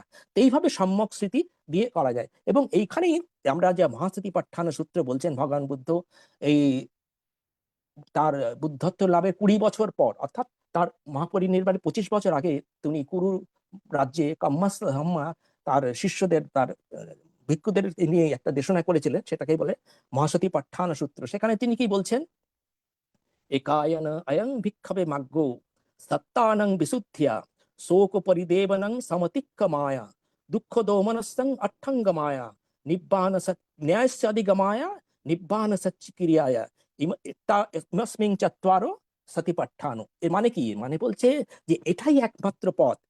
এই পথটা কি করে না, সত্যগণের বিশুদ্ধি তৈরি করে, সত্যগণের মধ্যে যে বিকার থাকে তাকে মুক্ত করে, শোক পরিদেব হতশোককে অতিক্রম করতে পারে, দুঃখ দমনস্যকে নিঃশেষ করতে পারে, নিবৃত্ত করতে পারে, ন্যায়ের পথে অধিগমন করতে পারে, এবং সর্বোপরি নির্বাণ সাক্ষাৎকার করার জন্য ইমস্মিং চত্বার সতিপাঠ্যান, 4টে সতিপাঠ্যানের কথা উনি বলছেন। কি কি? কায়া, বেদনা, চিত্ত এবং ধর্ম। এবং এটা আমরা সত্য ভ্রান্তের কাছে আমরা দেশনা করেছিলাম গত 6ই অক্টোবর। ওই একটা মডেলের মধ্যে আমি বানিয়েছি এটা, আমরা সুযোগ পেলে আমি আবার ভবিষ্যতে কখনো বলবো যে এই যে কায়া, বেদনা, চিত্ত, ধর্ম, এটাকে ভগবান বুদ্ধ কেন বেছে নিয়েছেন।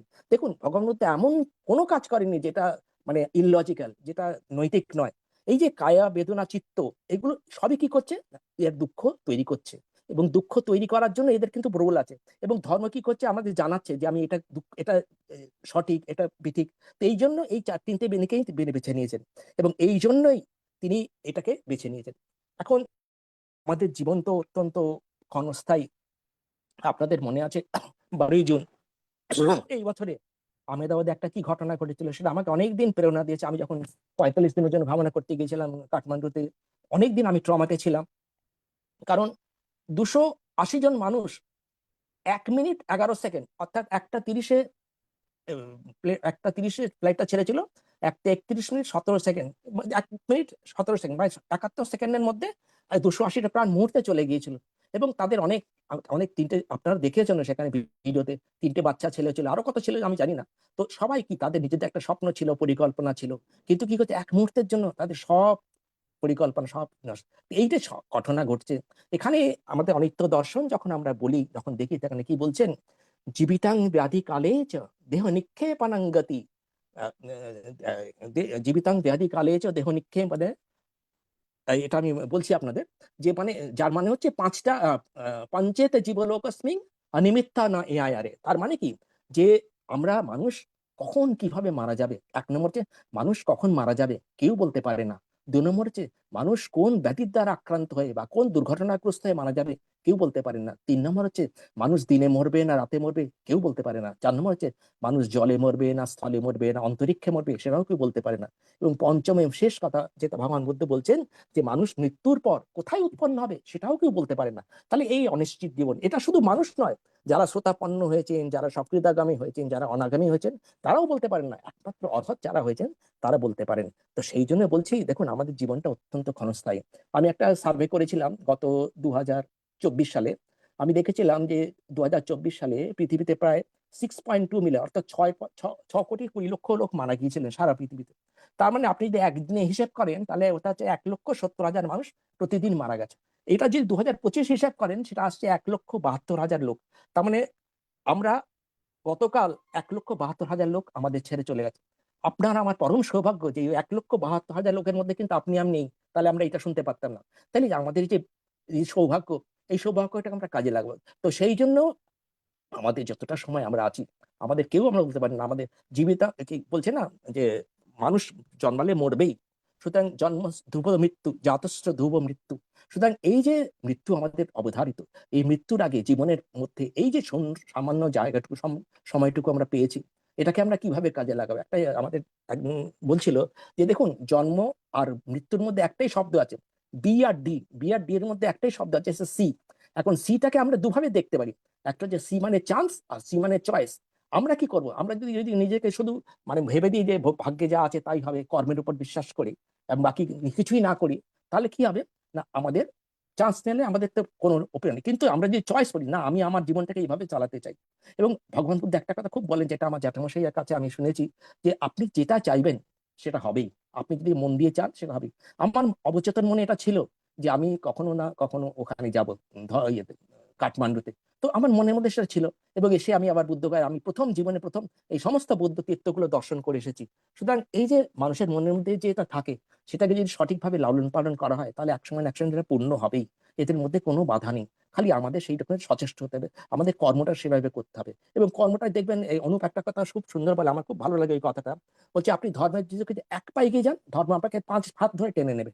তো ঘটনাটা তাই হয়েছে, যে আপনি যদি এক পা এগিয়ে যান, ধর্ম আপনাকে এইভাবে এগিয়ে যাবে। তো এইভাবে আমরা প্রতিনিয়ত যদি নিজেদেরকে অনুশীলনের মধ্যে রাখি, এটা ITSS করে চলে, আমার খুব ভালো লাগছে যে আজকে আপনাদের সঙ্গে মিলিত হতে পেরে এবং আপনাদেরকে বলতে পেরে। এবং এই শেষ করার আগে আমি সবাইকে আমার আন্তরিক ধন্যবাদ এবং কৃতজ্ঞতা জানিয়ে, এবং পরম শ্রদ্ধেয় ভিক্ষু সংঘকে আমার সশ্রদ্ধ বন্দনা জানিয়ে আমার বক্তব্য এখানে শেষ করছি। সবাই ভালো থাকুন, সুস্থ থাকুন।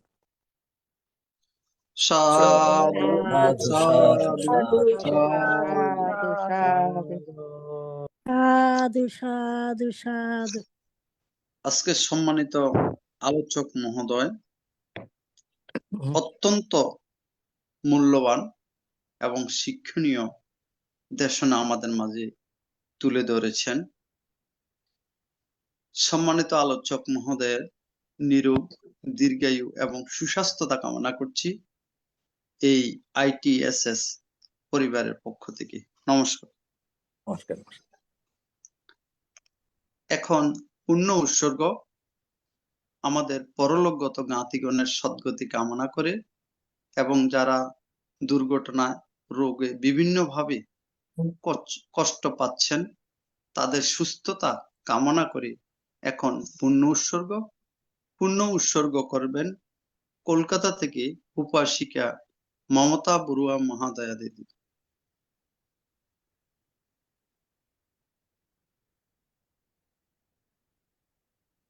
নমো বুদ্ধায়। আমি সর্বপ্রথমে তথাগত গৌতম বুদ্ধের চরণে বন্দনা, এবং যে সকল ভ্রান্তেরা আছেন তাদের প্রতি আমার শ্রদ্ধা নিবেদন করছি, বন্দনা। এবং উপাসক উপাসিকাদের আমার শুভেচ্ছা ও শুভকামনা জানিয়ে আমি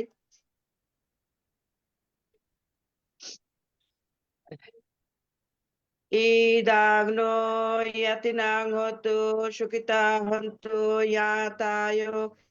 ইদাগ্নো ইয়াতিনাং হতু সুখিতা হন্তু ইয়াতায়। ইদাগ্নো ইয়াতিনাং হতু সুখিতা হন্তু ইয়াতায়। উন্নামে উদকাং ভট্টাং যথা নিন্নাং পাততি। এবমেব ইতো দিন্নাং পেতানাং উপকাপতি। যথা বারি বাহাপুরা পরিপুরন্তি সাগরং। এবমেব ইতো দিন্নাং পেতানাং উপকাপতি। এতাবতা চ ইয়াম্মেহি সম্পদাং সম্পদাং। সব্বে দেবা সব্বে ভূতা সব্বে সত্তা অনুমোদন্তু সব্ব সম্পত্তি সিদ্ধিয়া। আকাদট্টস্যা বুম্মট্টা দেবনাগা মহিতিকা। পুয়ন্তাং অনুমোদিত্বা চিরং রক্ষন্তু বুদ্ধ শাসনং। চিরং রক্ষন্তু বুদ্ধ দেশনং। চিরং রক্ষন্তু মাং পরং। ইমিনা পুয়কামেনা মামে বালা সমাগমো। শতং সমাগমায়োতু ইয়াব নিব্বানং পত্যা। ইদং মে দানং ইদং মে শীলং ইদং মে পুয়ং। নিব্বানস্য শুভকাভং হোতু ভবতু দিক্তাতু। সাধু সাধু সাধু সাধু সাধু। সাধু। সম্মানিত আলোচক মহোদয়ের আলোচনার প্রেক্ষিতে যারা কোনো কিছু জানার বাকি থাকে, ইচ্ছা থাকে, অভিমত প্রকাশের মাধ্যমে জানতে পারবেন সম্মানিত আলোচক মহোদয়ের কাছ থেকে। এখন দ্বিতীয় পর্ব সঞ্চালনা করবেন ITSS পেজের উপদেষ্টা শ্রদ্ধেয় মৃদুল কান্তি সিংহ মহোদয়। দাদা নমস্কার। নমস্কার। ত্রিলোক পূজ্য মহাকারণে তথাগত সমর্থ চরণ বন্দনা শ্রদ্ধা পূজা জ্ঞাপন করছি। ITSS এর আশীর্বাদক ভরবান্তে জুম ল্যাবে সংযুক্ত সকল সংঘ শ্রমণ সংঘ চরণ বন্দনা শ্রদ্ধা পূজা জ্ঞাপন করছি। কৃতজ্ঞতা শ্রদ্ধা অভিনন্দন জ্ঞাপন করছি আজকে প্রধান ধর্ম আলোচক মহোদয়কে। এখন অভিমত প্রকাশ করার জন্য আমি শ্রদ্ধাপূর্বক আহ্বান করছি গোপা বড়ুয়া মহোদয়কে। সাধু সাধু সাধু। সর্বপ্রথম আমি মহাকারুণিক তথাগত সম্যক সম্বুদ্ধকে নতশির বন্দনা জানাই।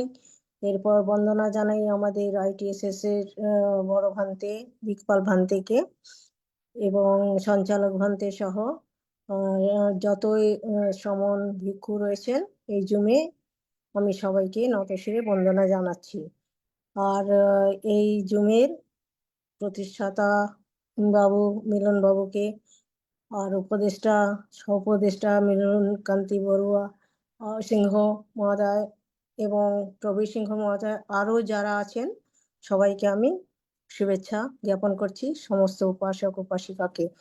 আর বিশেষভাবে তাপসদাকে অনেক অনেক ধন্যবাদ কৃতজ্ঞতা সহ আমি নমস্কার জানাচ্ছি। কেন কি উনি আজকে খুবই সুন্দরভাবে বিশ্লেষণ করেছেন প্রতীত্য সমুৎপাদ, যার মধ্যে রয়েছে কি বলে ওটা ধর্মচক্র প্রবর্তনও রয়েছে, অষ্টাঙ্গিক মার্গের সব ইয়ে রয়েছেন, উনি খুব ভালোভাবে ব্যাখ্যা করেছেন।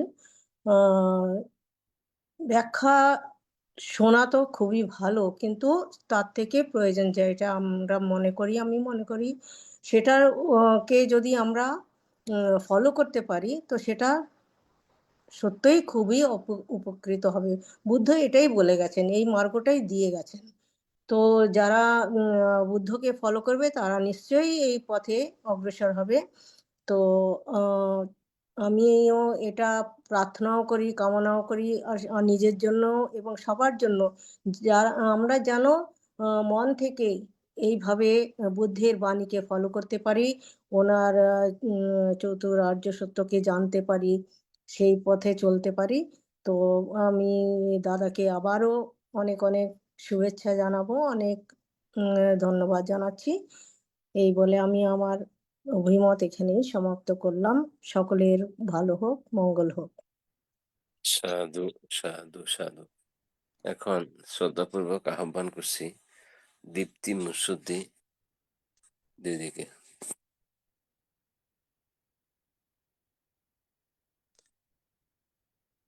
শ্রদ্ধা দীপ্তি মুসুদ্দি।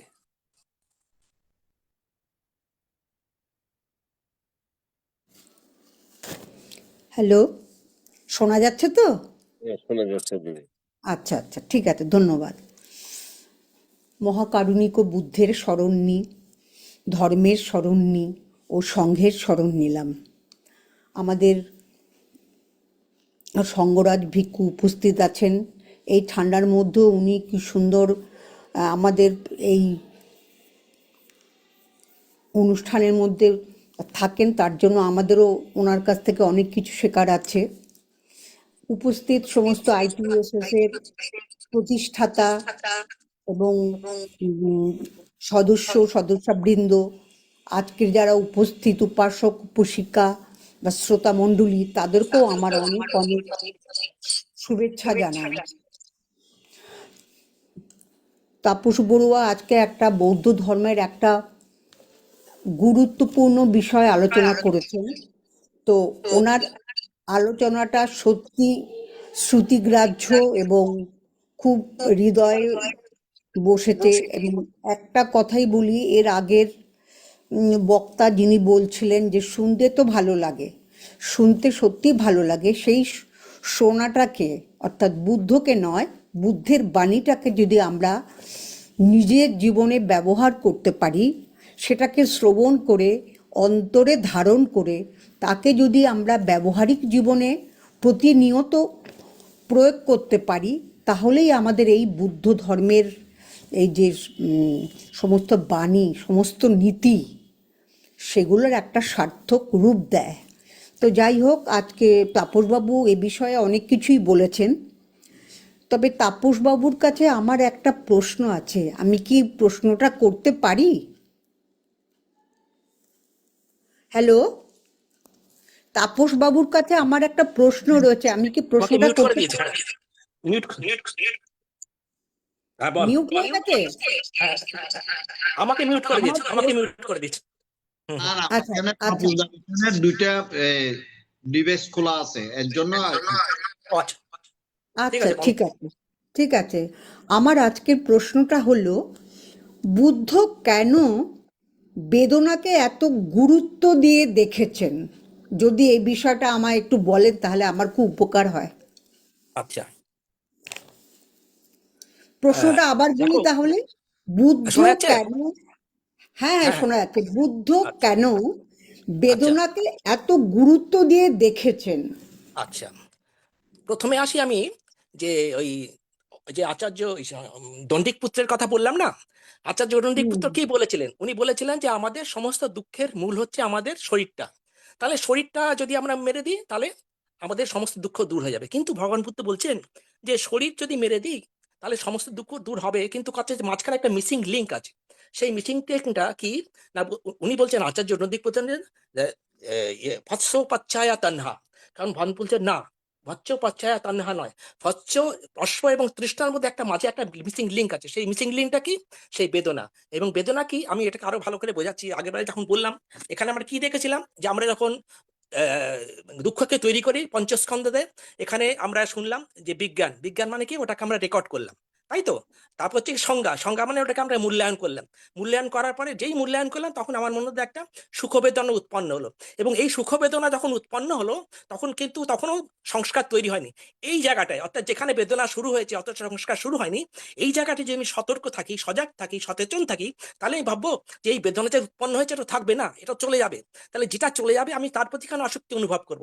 তাহলে এইখানে কি হবে যে আমি অনিত্য বোধটাকে যদি আমি এইখানে জাগ্রত করতে পারি, তাহলে বেদনা থেকে কি হবে না, আর সংস্কার উৎপন্ন হবে না, তখন বেদনা থেকে উৎপন্ন হবে প্রজ্ঞা। তো সেই জন্যই ভগবান বুদ্ধ সতীপট্টানে এক জায়গায় বলছেন বেদনা সমসারণা সব্বে ধম্মা, অর্থাৎ বেদনা থেকেই সংস্কৃত উৎপন্ন হয়। এবং এখানে কি হচ্ছে, তাহলে এই বেদনা থেকেই প্রতিক্রিয়া জন্ম হচ্ছে। বেদনা থেকে যদি আমি মানে আমি যদি মাইন্ডফুল না থাকি, তাহলে সঙ্গে সঙ্গে সংস্কার উৎপন্ন, সংস্কার উৎপন্নে দুঃখ উৎপন্ন হচ্ছে। তাহলে এখানেই কি হয়, এখান থেকে আমি তৃষ্ণা রোধ করতে পারি। এবং সেই জন্যই ওই মার্গবর্গের মধ্যে ইয়েতে লেখা আছে না, সব্বে সংখারা নিচ্চাতি যথা পাইয়ায় পশ্যতি অথা নিবিন্দতি দুঃখে এসো মার্গ বিশুদ্ধিয়া। অর্থাৎ সমস্ত রকম সংস্কার অনিত্য, এবং এই সংস্কার অনিত্য সংস্কার উৎপন্ন হচ্ছে কোত্থেকে? বেদনা থেকে। সুতরাং এই সমস্ত অনিত্য বোধটা যদি আমার এখানে জাগ্রত হয়ে যায়, তাহলে কি হবে? সংস্কার উৎপন্ন হবে না, সেখানে প্রজ্ঞা উৎপন্ন হবে। এবং এই প্রজ্ঞাই কি করবে? তখন আমাকে বিশুদ্ধি মার্গের দিকে নিয়ে যাবে। এবং আমরা এইখান থেকেই অনিত্য দুঃখ অনাত্মকে বুঝতে পারি। এখানেই বিপස්සনাকে করা যায় যে আমি এইখানে যা উঠছে, যা উদয় হচ্ছে, সেটা বিলয় হয়ে যাবে, থাকবে না, এটা চলে যাবে।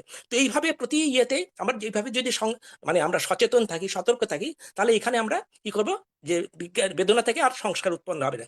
এবং এছাড়াও তুমি যদি প্রতীত্ব সমুৎপাদ দেখো, সেখানেই বলছে না, অবিদ্যা পচ্ছায় সংখারা, সংখারা পচ্ছায় বিয়ানং, বিয়ান পচ্ছায় নামরূপং, নামরূপচ্ছায় সালায়াতনং, সালায়াতন পচ্ছায় ফস্সো, ফস্সো পচ্ছায় বেদনা, বেদনা পচ্ছায় তন্হা। তাহলে এই বেদনা থেকে যেখানে সংস্কার উৎপন্ন হতে যাচ্ছে, ওই যে সার্কেল তৈরি হচ্ছে না, ওই যে শৃঙ্খল দ্বাদশ নিদান যা তৈরি হচ্ছে, ওখানে যদি বেদনার জায়গাটি আমি যদি বুঝতে পারি, এইটাই সব থেকে উইক লিঙ্ক, এই বেদনা থেকে যেখানে তৃষ্ণা উৎপন্ন হচ্ছে, এইখানটায় যদি আমি সতর্ক থাকলে ওইখানে তাহলে ক্লোজ ইয়ে হয়ে যায়, ভেঙে যাচ্ছে, মানে শৃঙ্খলটা ভেঙে যাচ্ছে। তার ফলে কি হচ্ছে না, তখন আর নতুন করে সংস্কার উৎপন্ন হচ্ছে না। সেই জন্যই ভগবান বুদ্ধ বেদনাকে এত গুরুত্ব দিয়ে রেখেছেন। এবং এইটাই, এই বেদনাই মানে এটা ওনার আবিষ্কার বলা যায়। যেমন আর্য অষ্টাঙ্গিক মার্গ ওনার আবিষ্কার, সেরকম বেদনা ওনার আবিষ্কার। এই বেদনা দেখে যদি আমরা ঠিক যথাযথভাবে দেখতে পারি, তাহলে আমাদের সমস্ত সংস্কার আমরা মুক্ত করবো। কারণ আমরা সংস্কার উৎপন্নই করবো না। যখনই বেদনা আসবে তখন আমরা সজাগ থাকবো, সতর্ক থাকবো, সচেতন থাকবো, তাহলে আমাদের মধ্যে আর কোনো রকম সংস্কার উৎপন্ন হবে না। তার উৎপন্ন হবে কি? প্রজ্ঞা। সেই জন্যই ভগবান বুদ্ধ বেদনাকে এত গুরুত্ব দিয়ে রেখেছেন। এই বেদনাকেই উপজীব্য করে উনি সাধন মার্গের চরম শীর্ষে উঠতে পেরেছিলেন। এই জন্যই বেদনাকে এত গুরুত্ব দেওয়া হচ্ছে, এবং সতীপাঠ্যান সূত্রে আমরা এই বেদনাটাকেই দেখার চেষ্টা করি অবজেক্টিভলি, এটা থাকবে না, এটা চলে যাবে, এটা অনিত্য, এটা থাকবে না, তার ফলে আমি এর প্রতি কোনো আসক্তিও বোধ করবো না, কোনো বিরাগও অনুভব করি। দুঃখ বেদনা আসলে আমি তাকে বলবো না এটা দুঃখ বেদনা এসেছে, আমি এর প্রতি কোনো দেশও রাখবো না, এবং আমি যদি সুখ বেদনা আসে তার প্রতি কোনো লোভও রাখবো না। এবং ওই একটা পার্টিকুলার জায়গা বেদনা যেখান থেকে আমরা সংস্কার উৎপন্ন করতে পারি, ওটা একটা ওয়াই জাংশন, এখানে সংস্কার উৎপন্ন করতে পারি, এখানে আমরা প্রজ্ঞা উৎপন্ন করতে পারি। আমাদের উপর নির্ভর করছে যে সেই মুহূর্তে আমার মেন্টাল মেকআপ কি আছে, বোঝা গেল? সেই জন্যই বেদনাটাকে এত গুরুত্বপূর্ণ দেখা হয়েছে। সাধু সাধু, খুব ভালো। তার মানে হচ্ছে বেদনাটা হচ্ছে সেন্সেশন, তাই তো? একদম, হ্যাঁ, আমাদের ওটাই ওই সেন্সেশন। হ্যাঁ, আমাদের যে আমার ভেতরের যে মনের মধ্যে যে সেন্সেশন সেন্সেশন। তৈরি হচ্ছে, সেই হ্যাঁ, সেন্সেশনটা কি হচ্ছে, আমি যদি হ্যাঁ, সেন্সেশন যদি ভালো সেন্সেশন হয় আমি তাহলে তার প্রতি আসক্তি অনুভব করব, চাই না, চাই চাই চাই, তখন আমার চাই চাই সংশয় চাই। উৎপন্ন হবে। আবার আমি হ্যাঁ, যদি চাই না চাই না চাই না দেশ উৎপন্ন করলে সেখানেও সংশয় উৎপন্ন হবে, একটা পজিটিভ সংসার, একটা নেগেটিভ সংসার, কিন্তু দুটো সংস্কারই আমাকে বন্ধনে আবদ্ধ করে রাখবে। কিন্তু এই জায়গাটায় যদি হ্যাঁ, আমি কশাস থাকি, মানে ভিজিলেন্ট থাকি, কেয়ারফুল থাকি, হুম। তাহলে আমি আর নতুন করে সংস্কার উৎপন্ন করবো না, সেখানে বেদনাটা বেদনা থেকে যাবে, চলে যাবে, যেহেতু আমি মানে অনিত্য বোধ আমাদেরকে চলে যাবে। তার মানে আমাদেরকে এটা জেনে নিতে হবে, সুখ বেদনাই হোক আর দুঃখ বেদনাই হোক, এটা সবই অনিত্য। একদম একদম, এইটাই এইটাই মূল হুম, কথা, এইটাই ভগবান বুদ্ধের মূল কথা, যে হ্যাঁ, অনিত্য বোধটাকে জাগ্রত রাখতে হবে, এবং হুম, সেটা সবই সমতার অনিত্য, সঙ্গেই, কিছুই থাকবে না। কোনো দিকেই বায়াস্ট হওয়া যাবে না। হুম, সেটা সুখ বেদনার ক্ষেত্রে হতে পারে, দুঃখ বেদনার ক্ষেত্রে হতে পারে, অদুক্ষম সুখ বেদনার ক্ষেত্রে, নিরপেক্ষ বেদনার ক্ষেত্রেও সেটা হতে পারে। ঠিক আছে, সাধু এই হচ্ছে। সাধু। হ্যাঁ, খুব ভালো, মানে ক্লিয়ার করে দিলেন ব্যাপারটা। তো ধন্যবাদ, ধন্যবাদ, এই যে অশেষ ধন্যবাদ। হ্যাঁ, এই প্রতিনিয়ত যেই প্রোগ্রামগুলো হয় তার জন্য ITSS কে অনেক অনেক ধন্যবাদ। যারা এই প্রোগ্রামটিকে চালিয়ে নিয়ে যাচ্ছেন 2020 সাল থেকে, তাদেরও অনেক অনেক ধন্যবাদ ও কৃতজ্ঞতা। সবসময় হয়তো উপস্থিত হতে পারি না, কিন্তু কখনো কখনো তো উপস্থিত থাকি, তো ভালো লাগে। এবং আজকে যারা উপস্থিত হয়েছেন তাদেরকেও অনেক ধন্যবাদ, বক্তাকেও অনেক ধন্যবাদ। তিনি আগামী দিনে যেন আমাদের আরো ভালো কিছু বলেন, আমাদের তার জন্য যেন আমরা অনেক জ্ঞান অর্জন করতে পারি, এবং আমাদের প্রাত্যহিক দৈনন্দিন জীবনে যেন আমরা এই বাণীগুলোকে, এই বুদ্ধের এই তত্ত্বগুলোকে যেন আমরা কাজে লাগিয়ে আমরা যেন নিজেরা সুখী হই এবং অপরকেও সুখী করতে সাহায্য করি। এই কথা বলে আমি আমার আজকে অভিমতটা রাখলাম। ধন্যবাদ সকলকে। সাধু সাধু সাধু। সাধু সাধু সাধু। এখন শ্রদ্ধাপূর্বক আহ্বান করছি সংগঠিত চৌধুরী মহোদয়কে।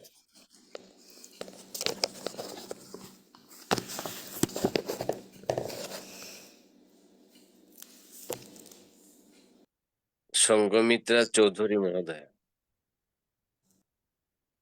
আপনার মাইকটা মিউট আছে।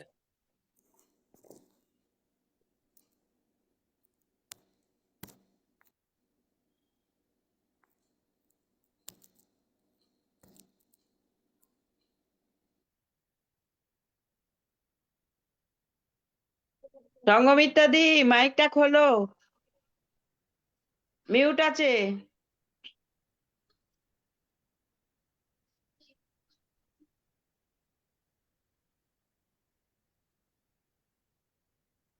হয়নি। পাইনি পাইনি। মোবাইলের নিচে বাম কর্নারে স্পিকারে যেটা লাল চিহ্ন সেটা টাচ করুন।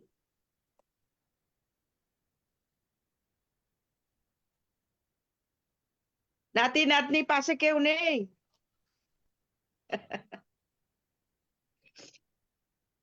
তাহলে অন্য কাউকে দিন, অন্য কাউকে বলুন। দুঃখিত, দিদিকে আবার দেওয়া যাবে। হ্যাঁ, পরে দিয়ে, হ্যাঁ। এখন শ্রদ্ধাপূর্বক আহ্বান করছি মমতা বুড়ো মহোদয়কে। হ্যাঁ। আমি আজকে কিছু বলতে পারবো না। তাপসদার ধন্যবাদ। বক্তব্য খুব ভালো লেগেছে, খুব সুন্দর হয়েছে। প্রশ্ন প্রশ্ন করার মতন আমার কিছু নেই।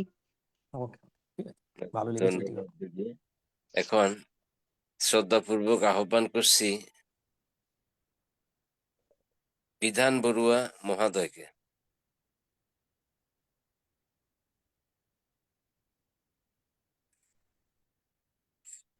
বিধান আছে?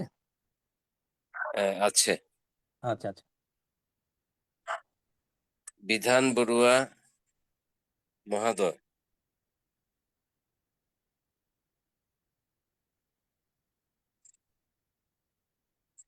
তাও সংযোগ পাচ্ছি না, দুঃখিত। সংযুক্ত হলে পরবর্তীতে আর দেওয়া যাবে। এখন শ্রদ্ধাপূর্বক আহ্বান করছি অপূর্ব মিত্র বড়ুয়া মহাদয়কে। ও পূর্বদা।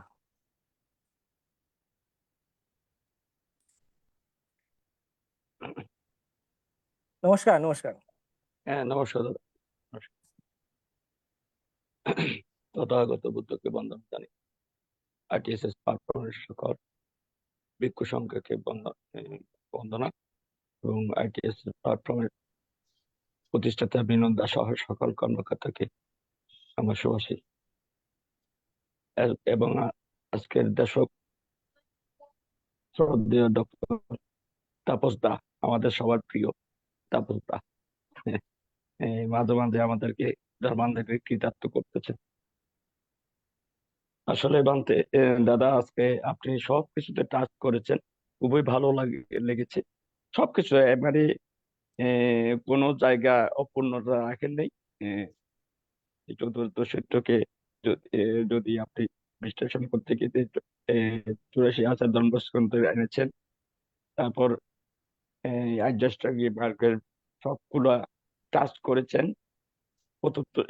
দ্বাদশ নিদান সহ সবকিছু আপনার কোনো কিছু বাদ দেয়নি। আমি একদম খুব পুঙ্খানুপুঙ্খ ভাবে শুনেছি দাদা, খুব ভালো ভালো লেগেছে। তবে এখানে একটা প্রশ্ন করেছেন দিদি, উনি দীপ্তি মুচ্ছুদ্দি, খুব সুন্দর প্রশ্ন করছেন এবং উত্তরও সঠিক। একটু আপনার সাথে একটু টাচ করতেছি, বেশ বলুন। একটু টাচ করতেছি। এখানে দ্বাদশ নিদানে স্পর্শ বেদনা পরে তৃষ্ণা, আমাদের বৌদ্ধ ধর্মে এই তিনটা দিন খুবই গুরুত্বপূর্ণ। স্পর্শের পরে বেদনা, বেদনার পরে তৃষ্ণা। দিদি হলো বেদনাকে কেন গুরুত্ব বেশি দিয়েছেন বুদ্ধ, কেন বুদ্ধ ওই জায়গায় আপনার এখানে দেখা যাচ্ছে যে তৃষ্ণার আগে বেদনার পরে, তৃষ্ণার আগে প্রজ্ঞা, প্রজ্ঞা এখানে সেট থাকে, যার পরিপ্রেক্ষিতে তৃষ্ণায় রূপান্তরিত করতে দিচ্ছে না। এই জিনিসটা খুব গুরুত্বপূর্ণ। মানে হচ্ছে না, যদি তৃষ্ণায় রূপান্তরিত না হয়, যদি তৃষ্ণাতে রূপান্তরিত না হয়, তাহলে আমার কি হচ্ছে, অতীতের সংস্কার গুলা আমি বিনাশ করতে বা চেতন করতেছে। ওইখানে বসে কোথায় বসতেছে, বেদনার পরে, তৃষ্ণার আগে, ওইখানে প্রজ্ঞা সেট, প্রজ্ঞাটা সেট থাকে ওইখানে। যে এই সেট থাকার কারণে অতীতের সংস্কার এটা চেতন প্রক্রিয়া করতেছে। এটা হলো লোকোত্তর হিসাবে।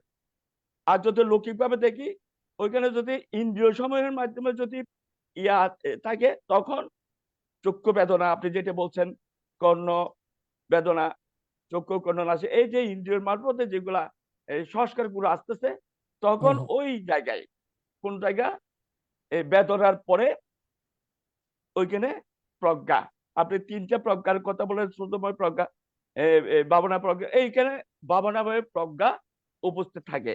ওদিকে ওই যদি লোকোত্তরে যাবে, তখন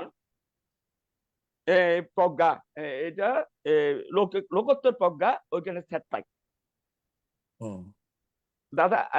মানে এইটা হলো মানে সেই জন্য তথাগত বুদ্ধ এই একে বেদনাকে খুবই গুরুত্ব দিয়েছেন এই পয়েন্টে।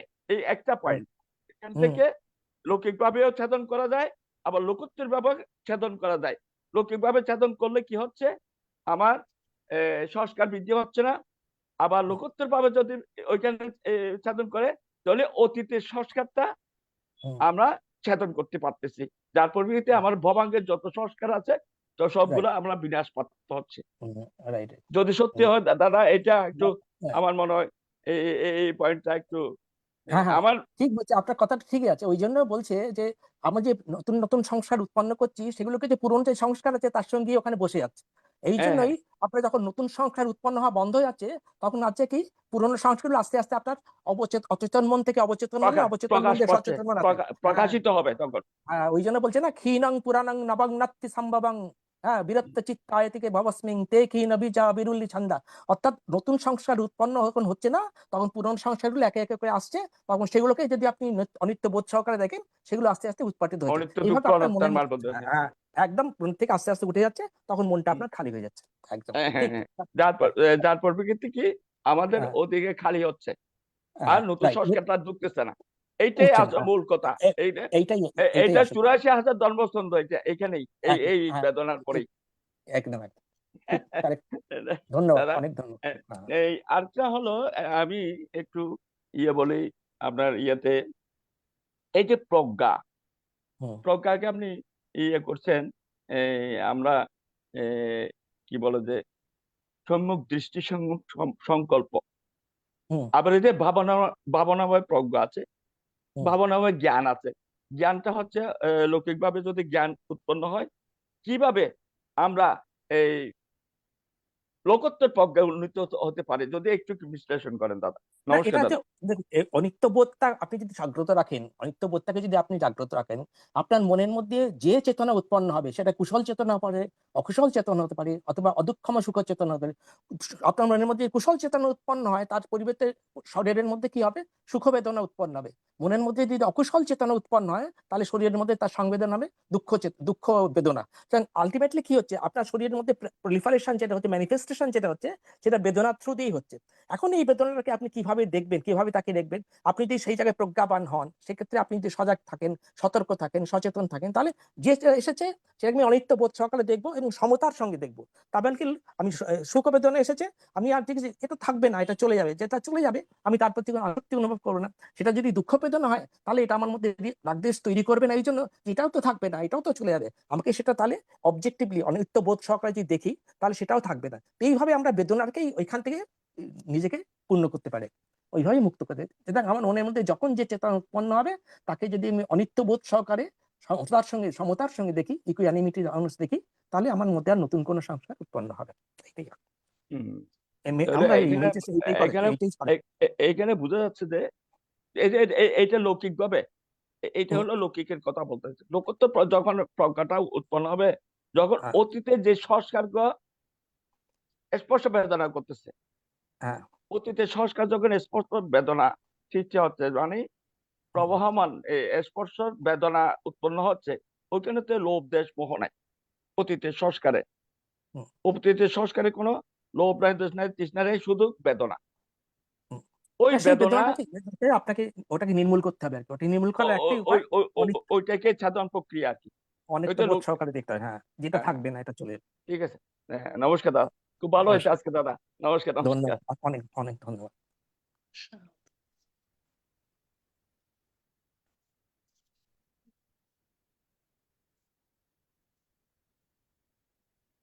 আমাদের ইয়ে নেই, শিলা নাই, শিলা চলে গেছে। সাধু সাধু। এখন শ্রদ্ধাপূর্বক আহ্বান করছি সঙ্গমিত্রা চৌধুরী, দিদি, মাইকটা ওপেন আছে, দিদি বলুন। না, এখানে আমার আর কিছু বলার নেই দাদা। তাপসদা যেভাবে বুঝিয়ে দিয়েছেন, আমি আর এখানে কিচ্ছু বলার নেই। বাবা তাপসদাই, আমার আর কিচ্ছু বলার নেই এখানে। এটাই আমার শেষ কথা। তাপসদা ধন্যবাদ খুব ভালো আপনার। এক্সপ্লেনেশন করেছেন উনি। এখন দাদাকে নমস্কার। শ্রদ্ধাপূর্বক আহ্বান করছি প্রদীপ কুমার বড়ুয়া মহোদয় দাদাকে। ও আমার ভাই, ভালো ভালো। হ্যাঁ, ধন্যবাদ উপস্থাপক মহোদয়কে আমাকে কিছু বলার সুযোগ করে দিয়েছেন। আমি মহাকারণিক বুদ্ধকে বন্দনা জানাচ্ছি। আজকে এখানে আমাদের ষষ্ঠ সংঘরাজ ভান্তে, দিকপাল ভান্তেকে বন্দনা। এবং আজকে যিনি আমাদেরকে দেশ, মানে কি বলবো, দেশনা বলতে পারি, অথবা আমাদেরকে যা জ্ঞান দান করেছেন, আমার আসলে তাপসদা, ওনাকে আমি শ্রদ্ধা সহকারে প্রণাম জানাচ্ছি এবং যারা ধর্ম শ্রবণ করছেন, আর ITSS এর প্রতিষ্ঠাতা পরিচালক সহ সকলকে আমি কৃতজ্ঞতা, এবং যারা ধর্ম শ্রবণ করছেন সবার প্রতি আমি মৈত্রীময় শুভেচ্ছা। আমি আসলে কি বলবো, সবাই যেভাবে বলতেছে, আমার কয়েকটা কথা, যেমন সুন্দরভাবে যে ওনার উপস্থাপনা, আপনার বিষয়বস্তুর বাইরেও যেটা অনেক কিছু আমাদেরকে অ্যাপ্রিসিয়েট করে, যেটা ওনার এবং আরেকটা দাদা আছেন ওনাদের থেকে আমি লক্ষ্য করি। সুন্দরভাবে উপস্থাপন, এক্সপ্রেশন, শব্দ চয়ন, টোন সবকিছু মিলিয়ে আসলে একটা ব্যতিক্রম ধর্মী যে উপস্থাপনা, সেটা আমার মনে হয় আর কি। তো যাই হোক, এখানে সবাই সবকিছু বলেছেন। আমার দুইটা হয়তো আমি একটু কনফিউশন হয়তো বলতে পারি দাদা। একটা হচ্ছে যে কি, আপনি বলেছেন এই যে শ্রুতময়, চিন্তাময়, ভাবনাময়, এই যে তিনটা ব্যাপারে জ্ঞানের ভিতরে, যেমন শ্রুতময় কথা প্রথমে বলতে গিয়ে বলছেন তির্যক প্রাণী পর্যন্ত এই যে শ্রুতময় জ্ঞানের ফলে তারা শ্রোতাপত্তি লাভ করেছে, এবং তির্যক প্রাণী ছাড়া অনেকেই করেছে, কিন্তু ওরাও করেছে। তারপর আরেক পর্যায়ে আপনি কথা বলেছেন ভাবনাময় ছাড়া আপনার মার্গ লাভ করা সম্ভব হয় না। তাইলে শ্রুতময় যদি আপনার শ্রোতাপত্তি লাভ সেটা করে, তাহলে দুটো জিনিস হয়। কে শুনেছে, কার থেকে শুনেছে, ব্যাপারটা জানে না। আমার থেকে শুনলে হবে না, কিন্তু বুদ্ধের থেকে শুনলে তো হবেই, বুদ্ধের থেকে শুনলে তো হবেই। সুতরাং নির্ভর করছে কে বলছে এবং কে শুনছে। সেখানে ওই যেটা ব্যাঙের কথা বলছিলাম, যেখানে একটা গড়গড়া পুষ্করিণীতে একটা ব্যাঙ এসেছিল ধর্ম দেশনা শুনতে। কোন একটা ভান্তে ছিলেন, অর্হৎ ভান্তে, তিনি দেশনা করছিলেন। তখন ওই ব্যাঙটা উপর থেকে উঠে এসে শুনছে। শুনতে শুনতে সে এত তন্ময় হয়ে গেছে যে একটা রাখাল বালক তার পিঠের উপরে তার লাঠিটা রেখেছে এবং এমন চাপ দিয়েছে যে সে মানে চিৎকার করে বলতে পারছে না, কারণ তার মনটা ওদিকে যাচ্ছে না। সে চাইছে অন্যের ডিস্টার্ব হবে, সেই জন্য সে শুনেছে, এবং শোনার সঙ্গে সঙ্গে তার মধ্যে এসে গেছে, সেই ভাবটা এসে গেছে। সুতরাং নির্ভর করছে যে দুটো জিনিস থাকতে হবে। আমি বললে হবে না, কিন্তু ভগবান বুদ্ধ যদি বলেন, বা তার কোনো অর্হৎ শ্রাবক যদি বলেন, অর্হৎ ভক্ত যদি বলেন, তাহলে সেটা নিশ্চয়ই তার ইফেক্টটা অন্যরকম হবে না। বুঝতে পারছো তো? আর যে বলছে তার মধ্যে তার ইয়েটা কি আছে, তার যে সে হয়তো কর্মবিপাকে সে মানে তির্যক জনে জন্মগ্রহণ করেছেন, কিন্তু শুধু তাই নয়, তুমি তো তির্যক প্রাণীর কথা বললে। আমি যক্ষ প্রিয়ঙ্কর মাতা যক্ষিণী, প্রিয়ঙ্কর মাতা প্রিয়ঙ্কর মাতা কে কথা বলছে আমার? কে বলছে একটু আনমিউট করে দেন। আমি তো পারবো না একটু। হ্যাঁ, আমি তো তির্যক প্রাণীর কথা বললাম। এখানে যে আছে যক্ষিণী, প্রিয়ঙ্কর মাতা যক্ষিণী যখন ভান্তে দেশনা করছিলেন, তখন বলছে তার বাচ্চাটা কাঁদছিল, প্রিয়ঙ্কর কাঁদছিল, তখন বলছে তুমি এখন শব্দ করো না, গোল করো না, আমরা ভান্তের দেশনা শুনছি, আমরা এই দেশনা শুনে আমরা সেই অনুযায়ী কাজ করব। এবং সঙ্গে সঙ্গে এই যে তার যে দেশনার যে ফল, সঙ্গে সঙ্গে সে মার্গফল লাভ করেছে। তাই নির্ভর করছে যে কে ভাবে শুনছে, কার মনের মধ্যে সেই মুহূর্তে কি চেতনা কাজ করছে। সেই চেতনা কাজ করলে তখন সে উৎপন্ন। এরকমও অনেক আছে, এরকম অনেক ঘটনা আছে। এই যে মহাসতীপট্টন সূত্র, এরকম ঘটনা আছে। একজন কসাই একজন ষাঁড়কে, বয়স্ক ষাঁড়কে নিয়ে যাচ্ছিল, তখন তাকে মরে যাচ্ছে এই অবস্থা, তখন একজন ভিক্ষু তাকে জল দিয়ে তার মধ্যে মহাসতীর সূত্র পাঠ করছে, সঙ্গে সঙ্গে সে মুক্ত হয়ে গেছে। তো এরকম ঘটনা অনেক আছে যেটা জাতকের মধ্যে লিপিবদ্ধ আছে। তাই এটা নির্ভর করছে যে তুমি কিভাবে। এটা এই যে সেটাই দাদা, তাহলে এখানে কনক্লুশন আসতে পারি যে শ্রুতময়ের ফলও আপনার শ্রোতাপত্তি এগুলো নিপাতনে সিদ্ধ আর কি, এক্সেপশনাল কেস বলা যায় এগুলোকে। তার অনেক জন্ম জন্মান্তরের অনেক পারমি সঞ্চিত আছে, ওটাকে জেনারেলাইজ করা যাবে না। পারমি সঞ্চিত আছে, যেটা হবেই। ঠিক আছে দাদা। আরেকটা হচ্ছে যে আপনার এই যে হয়তো এই যে দুঃখ সত্য, তারপর দুঃখ সমুদয় সত্য, তারপর দুঃখ কারণ সত্য, এবং দুঃখ নিরোধ। আমি দুঃখ সমুদয় সত্যটা একটু যদি আপনি বিশ্লেষণ করেন, এই যে আচ্ছা দেখো ভগবান বুদ্ধ কি বলছেন। হ্যাঁ, ভগবান বুদ্ধ কি বলছেন, যে দুঃখ যেমন আছে, দুঃখ তো এমনি এমনি আসে না, না, দুঃখের কোনো কারণ আছে। এই জন্য আমরা প্রতীত্ব সমুৎপাদে প্রথম দেখবে মহানন্দ সূত্রে বলা আছে, ইমাস্মিং সতি ইদাং হতি, ইমাস্য উৎপাদা ইদাং উপজ্জতি। অর্থাৎ কোনো কিছুই কার্য কারণ ছাড়া হয় না। এইটা কার্য তখনই হবে যখন একটা পিছনে কারণ থাকবে। সেই জন্য হচ্ছে ইমাস্য উপাদা ইদাং উপজ্জতি, ইমাস্মিং আসতি ইদাং না হতি, ইমাস্য নিরোধা ইদাং নিরুজ্জতি। অর্থাৎ এইটা হলে তবে এইটা হয়, এইটা না হলে এটা হয় না। যে বীজ আছে বলেই ফল হয়, মেঘ আছে বলেই বৃষ্টি হয়।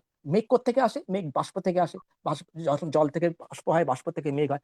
প্রত্যেকটা একটা কারণ আছে। এবং সেই জন্যই ভগবান যখন এই তার বৈশাখী পূর্ণিমা রাতে প্রথম রাত্রে তিনি লাভ করেছিলেন জাতিস্বর জ্ঞান, দ্বিতীয় প্রহরে তিনি লাভ করেছিলেন চ্যুতি পরম্পরা জ্ঞান, চ্যুতি বিচ্যুতি জ্ঞান না গতি পরম্পরা জ্ঞান, তৃতীয়তে তিনি লাভ করেছিলেন অসবক্ষয় জ্ঞান, যাকে আমরা প্রতীত্ব সমুৎপত্তি।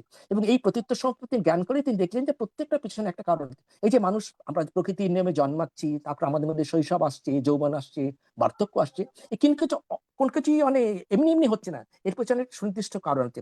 সেই সুনির্দিষ্ট কারণটাই ভগবান বুদ্ধ এই প্রতীত্ব সমুৎপাদের দ্বাদশ নিদানের মধ্যে দিয়ে ব্যাখ্যা করেছেন। এবং সেই জন্যই এইটাই, তুমি যদি প্রতীত্ব সমুৎপাদ নীতি পড়ো, সেই জন্য ভগবান বুদ্ধ বলছেন যে প্রতীত্ব সমুৎপাদ নীতিকে দেখে সে ধর্মকে দেখে, যে ধর্মকে দেখে সে প্রতীত্ব সমুৎপাদ নীতিকে দেখে। এই জন্যই প্রতীত্ব সমুৎপাদ নীতি যদি জানা থাকে না, বাকিগুলো তোমার আর বাকিগুলো সব সোজা হয়ে যাবে জিনিসটা, যে আমরা কেন জন্মাচ্ছি, কি কাজ করছি, সবকিছু। সুতরাং এই যে দুঃখ সমুদায়, তুমি দুঃখ সমুদায় মানে কারণ আছে, এই কারণটা কি? কারণটা কি? ইমিডিয়েট কারণটা কি? ইমিডিয়েট কারণটা হচ্ছে তৃষ্ণা। আর মূল কারণটা কি? মূল কারণ হচ্ছে অবিদ্যা। আমরা যে পিছনে যাই, কি বলেছি? অবিদ্যা পাচ্ছায় সংখারা, ওখান থেকে শুরু হচ্ছে, অবিদ্যার থেকেই সমস্ত কিছু তৈরি হচ্ছে। এই জন্য তুমি যদি পিছন দিকে যাও, তাহলে আমাদের জন্মের কারণ কি? আমরা জন্ম, বলো, তুমি বলো। হ্যাঁ হ্যাঁ, এটাই জানতে চাচ্ছি যে সমুদয় বলতে আমরা কারণটাকে, সমুদায় মানে হ্যাঁ কারণ, হ্যাঁ কারণ, মানে একটা কারণটা কারণ কি নয়, সেটাই। একটাই কারণ নয়, সেভারাল আচ্ছা, রিজনস ঠিক আছে। আছে। সব থেকে প্রমিনেন্ট না, না। রিজন হচ্ছে তৃষ্ণা, ইমিডিয়েট রিজন হচ্ছে আচ্ছা। তৃষ্ণা, আর মূল রিজন হচ্ছে অবিদ্যা। অবিদ্যা নষ্ট হয়ে গেলে সব, সেই জন্য দেখবে দশ সংযোজনে যেখানে আছে না, দশ সংযোজন মানে কি 10 ফেটার্স, অর্থাৎ যেগুলো মানুষকে নিচের দিকে বেঁধে রাখে। কি কি ওখানে জানেন নিশ্চয়ই, যে সাকায় দিকটি বিচিকিচ্ছা, তার শিলপত পরামর্শ, তারপরে কামহত্ন, ব্যাপদ, রূপরাগ, অরূপরাগ, মান, উদ্ধত্ত, অবিদ্যা। অবিদ্যা একদম শেষে থাকে, অর্থাৎ অবিদ্যা পূর্ণ, তোমার যে অবিদ্যা থেকে মুক্ত হয়ে যাও, তাহলে তোমার কোনো ফেরত আসার কোনো সম্ভাবনা নেই। ওই জন্যই সব থেকে বেশি, মানে ওই লেভেলে গেলে, অনাগামী লেভেলে গেলেই তবে মান অবিদ্যা, মান উদ্ধত্ত অবিদ্যা চলে যায়, বাকিগুলো আস্তে আস্তে নিচের থেকে যায়। সুতরাং মোহটাই আসল। আচ্ছা, দুটো কারণ, মেন কারণ একটা তৃষ্ণা, আর মূল কারণ হচ্ছে অবিদ্যা। এই দুটো মুক্ত হলেই মানুষ তখন আর অপায় কোনো পায়ে ঊর্ধ্বগতি লাভ করে আর কি। ঠিক আছে দাদা, আমার জন্ম জন্মান্তরের পুণ্যরাশি আপনার সহ এখানে যারা আছেন সবাইকে আমি সমবেদনা করছি বলে আমার অভিমত শেষ করছি। সভ্য সত্তা সুখিত ভবন্তু, জগতের সকল প্রাণী সুখী হোক। সাধু সাধু সাধু সাধু। এখন শ্রদ্ধাপূর্বক আহ্বান করছি ITSS এর কর্ণধার প্রতিষ্ঠাতা দাদা মাধ্যমে অভিমত এবং আজকের আলোচনার কিছু জানার জিজ্ঞাসা থাকলে দাদার মাধ্যমে অনুষ্ঠান সমাপন করার জন্য শ্রদ্ধাপূর্বক প্রতিষ্ঠাতা দাদাকে আহ্বান করছি। নমস্কার দাদা। নমস্কার দাদা। আরো আছে তো দাদা, আমাদের ওই যে সাংগঠনিক উপদেষ্টা মহোদয়ও আছেন, প্রবীর সিং আছে, ভবিষ্য আছে, ওনাদের একটু দেন তাহলে। আমি একটু বলি। নমস্কার দিদি। আমি মহাকারণিক বুদ্ধকে বন্দনা নিবেদন করছি এই প্ল্যাটফর্মের আশীর্বাদক বান্ধে, মহামান্য সংঘরাজ বান্ধবকে আমি বন্দনা নিবেদন করছি এবং অন্যান্য সকল ভিক্ষু সংঘকে আমি বন্দনা নিবেদন করে বলতেছি। এবং এখানে শ্রদ্ধাভাজন যারা যারা আছেন সবাইকে আমার শ্রদ্ধা। আমি কাকা শুধু একটা জানতে চাইবো যে, হ্যাঁ বলো বলো। হ্যাঁ, অর্থাৎ এই ITSS হওয়াতে আমরা সবাই গৌরবান্বিত, অর্থাৎ আমরা গর্বিত, কেননা আমরা এত উচ্চ মার্গের আলোচনাগুলো শুনতে পাই। তো আজকের যেই আপনার ইয়েটা আমি পুরোপুরি শুনতে চেষ্টা করেছি, আমার খুবই ভালো লেগেছে। আপনি এমন কোনো কিছু বাকি নাই, যেমন আমাদের শ্রদ্ধাবান উপাসক উনি বলেছেন, ওই ইঞ্জিনিয়ার কোনো সাইড রাখেন নাই, সব সাইড গুছিয়ে আপনি বলেছেন কাকা। তো আরেকজনের যে প্রশ্ন করলেন বেদনা এবং দুঃখ, তো আমার যতটুকু আমরা শুনে আসতেছি দুঃখ এবং বেদনা প্রতিশব্দ না, ওখানে আমার একটু অসুবিধা হচ্ছে। না, তোমার প্রশ্নটা পরিষ্কার নয়, তোমার প্রশ্ন কি? অর্থাৎ আমরা যতটুকু জানি যে দুঃখ এবং বেদনা এই দুটোটা প্রতিশব্দ কিনা, না, একটা কথা আলাদা একটু, কোনো অর্থ আছে? বেদনা থেকে দুঃখ উৎপন্ন হচ্ছে না, বেদনা আছে বলেই, বেদনাকে আমি যদি যথার্থতা দেখতে না পারি, বেদনা কি হবে? একটা হবে সুখ বেদনা অথবা দুঃখ বেদনা। সুখ বেদনা যদি হয়, তাহলে আমার অবচেতন মন কি করবে? আরো আরো চাই, আরো চাই, আরো পেলে ভালো হয়, তার মানে কি লোভ তৈরি হলো। লোভ তৈরি হওয়া মানে দুঃখ তৈরি হলো। আবার যেটা যদি দুঃখ বেদনা হয়, যেটা আমার শরীরকে কষ্ট দিচ্ছে, মনকে কষ্ট দিচ্ছে, দুঃখ বেদনা বা দোমনস্য বেদনা, তখন কি হবে? আমি চাই না, এটাকে চাই না, তার মানে কি আমার মধ্যে একটা দেশ তৈরি হলো। তাহলে লোভ বলো বা দেশ হলো, এই দুটোই কি অকুশল? তো এই অকুশল যত তৈরি হবে তত মনের মধ্যে বিকার উৎপন্ন হবে। বিকার উৎপন্ন হওয়া মানে এগুলো দুঃখই উৎপন্ন হবে। সুতরাং বেদনা থেকেই আলটিমেটলি দুঃখ উৎপন্ন হচ্ছে। এইভাবে বেদনা থেকেই দুঃখ উৎপন্ন হচ্ছে। সেটা সুখের জন্য হতে পারে, দুঃখের জন্য হতে পারে। নির্ভর করছে যে আমরা এই মুহূর্তে, সেই মুহূর্তে আমরা কি দেখছি, কিভাবে দেখছি। আমি যদি তার প্রতি আসক্তি ত্যাগ করি, তাহলে আমার মানে আবার নতুন করে দুঃখ উৎপন্ন হবে। আমি যদি এটাকে দেশ হিসেবে দেখি, দেশ ভাবে দেখি, তাহলেও দুঃখ উৎপন্ন হবে। কারণ যেভাবেই আমি দেখি, আমি একমাত্র দুঃখ উৎপন্ন করতে পারবো না তখন যখন এসে অনিত্য বোধ সহকারে দেখবো। অর্থাৎ আমি বলো যেটা এসেছে সেটা সুখ বেদনাও হতে পারে, সেটা দুঃখ বেদনাও হতে পারে, সেটা অদুক্ষম সুখ বেদনা, নিরপেক্ষ বেদনা হতে পারে। কিন্তু আমি শুধু এটুকু মনে রাখবো, যেটা এসেছে সেটা থাকবে না, সেটা চলে যাবে। আমি মন থেকে যদি এটা বিশ্বাস করি, মন থেকে সেভাবে যদি মনটাকে চালিত করি, যেটা চলে যাবে, আমি তার প্রতি কোনো রকম আসক্তি অনুভব করবো না, আমি তার প্রতি কোনো দেশ অনুভব করবো। তখন তার কি হবে? সেটা একটা পাওয়ারফুল হবে না। ধরো তোমার মধ্যে রাগ এসেছে, আমি একটা কোন একটা কারণে তোমার মধ্যে রাগ এসেছে, তুমি যদি সেই মুহূর্তে সচেতন, আরে আমার মধ্যে তো রাগ এসেছে, যেই মুহূর্তে তুমি সচেতন হয়ে গেলে না, তখন কি হবে? তখন রাগটা তোমাকে কন্ট্রোল করবে না, তুমি রাগটাকে কন্ট্রোল করবে। তখন দেখবে আস্তে আস্তে আস্তে আস্তে তুমি রাগটাকে তোমার থেকে চলে যাবে। তো আমরা কি করি? আমরা ইম্পালসিভলি, আমরা সঙ্গে সঙ্গে তাৎক্ষণিকভাবে আমরা প্রতিক্রিয়া করি, এবং তাৎক্ষণিকভাবে প্রতিক্রিয়া করি বলেই সেগুলো আমাদের প্রতি হয়। রাগ এলো, আমি কাউকে বাজে কথা বললাম, রাগ এলো, আমি কাউকে আঘাত করলাম, কিন্তু সেই মুহূর্তে আমি যদি ওয়েট করি, আমাদের গৌরগোপাল দাস বলে এক ভদ্রলোক আছেন, একজন, তিনি আমাদের দেন, মানে প্রবচন দেন। তিনি বলেন যে, ওকে জিজ্ঞেস করেছিল, আচ্ছা আপনি তো সাধক মানুষ, আপনি রেগে যান না? বলছে, আমি তো মানুষ, তো আর সাধক হয়ে যায়, আমি তো মানুষ, তো আমি তো, আমার মধ্যে সেই প্রবৃত্তিগুলো আছে, কিন্তু আমার মধ্যে এই শিক্ষাটা আছে যে যেই মুহূর্তে রাগ এসেছে, I will not react, I will wait till the time it subsides. অর্থাৎ যতক্ষণ পর্যন্ত রাগটা কমে না যায়, ততক্ষণ পর্যন্ত আমি কথা বলবো না, চুপচাপ থাকবো। তাহলে কি হবে? রাগটা বুঝে গেল আমি তা পাচ্ছি না কিছু, তখন অর্থাৎ আমি রাগটাকে কন্ট্রোল করছি, রাগ আমাকে কন্ট্রোল করছে না। সেরকম অন্যগুলোর ক্ষেত্রে তাই। লোভ আসছে, আমি বুঝতে পারছি আমার মধ্যে লোভ এসেছে, আমার মধ্যে দান চেতনা এসেছে, যে চেতনা এসছে আমি সেটাকে কুশল চেতনায় তাকে বাড়িয়ে দেবো। আর যদি অকুশল চেতনা হয়, যেটা সম্যক ব্যায়ামে 4টি কথা বলা আছে না, তো সেরকম যে আমি যেটা অকুশল আসছে তাকে আমি অ্যালাউ করবো না, আর যদি কুশল চেতনায় তাকে আমি করবো, সংরক্ষণ সংবর্ধন করবো। তো সেইভাবে আমি যদি দেখি, তাহলে সমস্ত বেদনাই দুঃখের কারণ, সমস্ত বেদনাই দুঃখের। এবং সেই জন্যই ভগবান বুদ্ধ বলছেন না, বেদনা সমসারণ সাব্বে ধাম্মা, সমস্ত কিছুর মধ্যেই বেদনা থাকলে দুঃখ তৈরি হবে। এই হ্যাঁ হ্যাঁ, ঠিক আছে কাকা, আপনি একদম এমন ভাবে উত্তর দিয়েছেন, এটা প্রজ্ঞা সম্বলিত উত্তর। আমি যেটা বলেছি সেটা হচ্ছে আমি না তখন বুঝিনি, এটা ওই যে চিত্ত এবং চৈতসিকের দুটা ব্যাপার আছে, জ্ঞান এবং প্রজ্ঞা। আপনি একদম প্রজ্ঞাতে চলে গিয়েছেন কাকা, অসংখ্য ধন্যবাদ। আমি আবারও বলবো, এবং প্রতিষ্ঠাতা মহোদয়কে আমি কৃতজ্ঞতা জানাবো, সম্মান জানাবো, কেননা ওনার কারণে আমরা আজকে এত সুন্দর, এত সমৃদ্ধ বুদ্ধির দর্শন সম্পর্কে আমরা শুনতে পাচ্ছি। তো এই বলে আমি আমার এই কথা সমাপ্ত করলাম। ভালো থাকো, ভালো থাকো। Thank you. এখন শ্রদ্ধাপূর্বক আহ্বান করছি AITSS এর মধ্যে যার অপেক্ষায় আমরা অনুষ্ঠান শোনার জন্য অধীর আগ্রহে চেতনাকে, সে পূর্ণ শক্তির অপেক্ষায় থাকি। আজ প্রবীর সিংহ মহোদয় দাদাকে আহ্বান করব, দাদার আলোচনার প্রেক্ষিতে কোনো কিছু জানা থাকলে আপনি অভিমত প্রকাশ করার জন্য। শ্রদ্ধেয় প্রবীর সিংহ মহোদয় দাদা।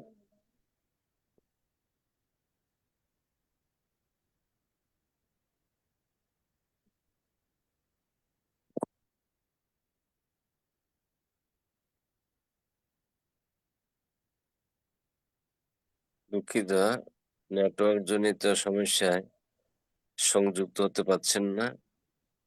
এখন প্রতিষ্ঠাতা দাদাকে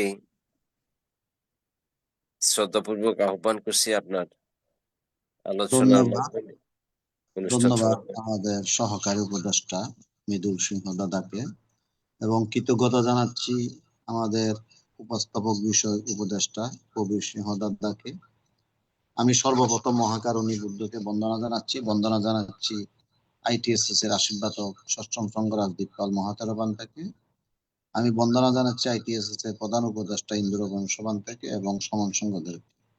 ফেসবুক লাইভে যে সকল ভিক্ষু সংঘ আছেন সকলকে আমি বন্দনা জানাচ্ছি। ITSS এর সকল উপদেষ্টা, সঞ্চালক, সঞ্চালিকা, লিডার, প্রতিনিধি সকলকে আমি ধন্যবাদ ও কৃতজ্ঞতা জানাচ্ছি। বিশেষ করে কৃতজ্ঞতা জানাচ্ছি 9 মে 2021 সাল থেকে আজকে পর্যন্ত যে ITSS প্ল্যাটফর্মটা চলায় রাখার জন্য যে সকল ডোনাররা অর্থদান দিয়েছেন সকলকে আমি কৃতজ্ঞতা ও সম্মান জানাচ্ছি। ভারতের ডক্টর তাপস কুমার বড়ুয়া মহোদয়কে। উনি আমাকে একদিন প্রস্তাব দিয়েছিলেন যে মিলন বাবু, আপনারা তো প্রতিদিন ভিক্ষু সংঘকে নিয়ে ধর্ম আলোচনা করেন, তো যদি সম্ভব হয় গৃহীদের নিয়েও যদি একটু আলোচনা করলে তাহলে মনে হয় জিনিসটা আরো একটু সুন্দর হবে। তো আমি ওনার যে শ্রদ্ধেয় ডক্টর তাপস কুমার বড়ুয়া মহোদয়ের যে কথাটা শুনে প্রায় 2 থেকে 3 মাস আমি চিন্তায় ছিলাম, আসলে জিনিসটা আমি কি করতে যাচ্ছি, কি করব।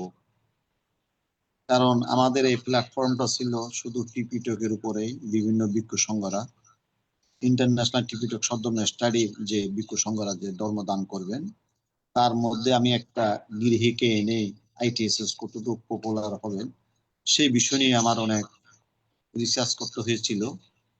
তো পরিশেষে 2-3 মাস পরেই আমাদের শ্রদ্ধেয় তাপসদাকে আমি বলি, দাদা হ্যাঁ আমি হয়তো করতে পারবো, কিন্তু বিকাল 4টা বা 5টার মধ্যে। তো সব দেশ থেকে এগ্রি করেন।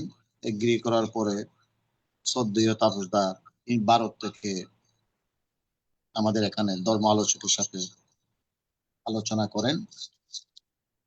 এরপরে দেখা যাচ্ছে যে আমরা হতে হতে এখন 119তম পর্ব হয়ে গেছেন শুধু শনিবারে। তার মানে আমরা 119টা শনিবারে আমরা ধর্ম আলোচনা করেছেন আমাদের মহান বক্তারা। ইতির মধ্যে কিভাবে যে দিনটা বের হয়ে গেছে আমি ঠিক জানি না। এত এই যে গৃহীদের যে সুযোগ দেওয়ার জন্য একটা আইডিয়া দিয়েছেন যিনি ডক্টর তাপস কুমার বড়ুয়া মহোদয়, ওনাকে আমি সময় সময় ওনার যখন চাকরিতে ছিলেন তখন আমি প্রায় সময় ওনাকে আমি বিরক্ত করতাম, দাদা এটা কি হবে, এটা কি হবে, এটা কি হবে। উনি আমাকে যতটুকু পারে ততটুকু আমাকে সহযোগিতা করেছেন, আর্থিকভাবে করেছেন, ধর্মদানের মাধ্যমে করেছেন, এবং বিভিন্ন ধরনের সেই ITS এর জন্য যে ITSটা কিভাবে ভালো চলবে সেভাবে উনি আমাকে অনেক সহযোগিতা করেছেন।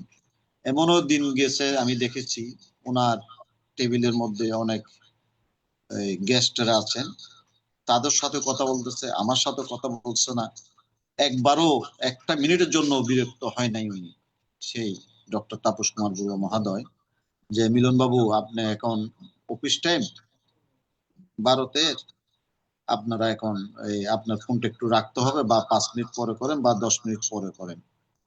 তো সেই জিনিসটা উনি আমাকে বলেননি, উনি আমাকে আদর দিয়ে ভালোবাসা দিয়ে এই ITSS প্রোগ্রামটা কিভাবে চলা যায় সেভাবে উনি আমাকে রুট ম্যাপ দেখাইয়ে আজকে এই পর্যন্ত যে গৃহীদের যে 119তম পর্ব আমাদের আজকে শেষ করলাম। অত আগামী শনিবারে 120তম পর্ব আসবেন, সেটা হবে আমাদের বিদর্শন সাধিকা করবী বড়ুয়া মহোদয়া। এরপরে শনিবারে চলে যাবেন হলো আমাদের দিল্লি থেকে যিনি গোপা বড়ুয়া মহোদয়া। এইভাবে যে আমরা আসতেছি যে ভিক্ষুদের সাথে সাথে আমাদের যে জ্ঞানের বান্ডাল, প্রতিভাগুলার যে আমরা খুঁজে পাচ্ছি, সেটা আমি আমাদের যে আলোচক মহোদয়দেরকে যে পাচ্ছি সেটা আমি কোনোদিনও তাদের ঋণ শোধ করতে পারবো না সেই ITSS এর পক্ষ থেকে। আমি যেরকম আমাদের একজন বিদর্শ সাধক আসছিল বাংলাদেশে, তাও আমাদের ডক্টর তাপস কুমার বড়ুয়া মহোদয়ের মাধ্যমে উনিও আমাদেরকে যে ধর্মদান করে গেছেন সেটা এখন আমাদের হৃদয়ের মধ্যে যারা পেয়েছেন। আশুতোষ বড়ুয়া মহোদয় উনি যেখানে যান যে কোনো বিদেশে যান, ছেলের কাছে যান, বিভিন্ন জায়গায় যান, আমাকে একটু ফোন করে যায়, মিলন বাবা আমি ওই জায়গায় আছি, বা আমার কাছে ওই জায়গার যে এই ছবিগুলো আমার কাছে পাঠান।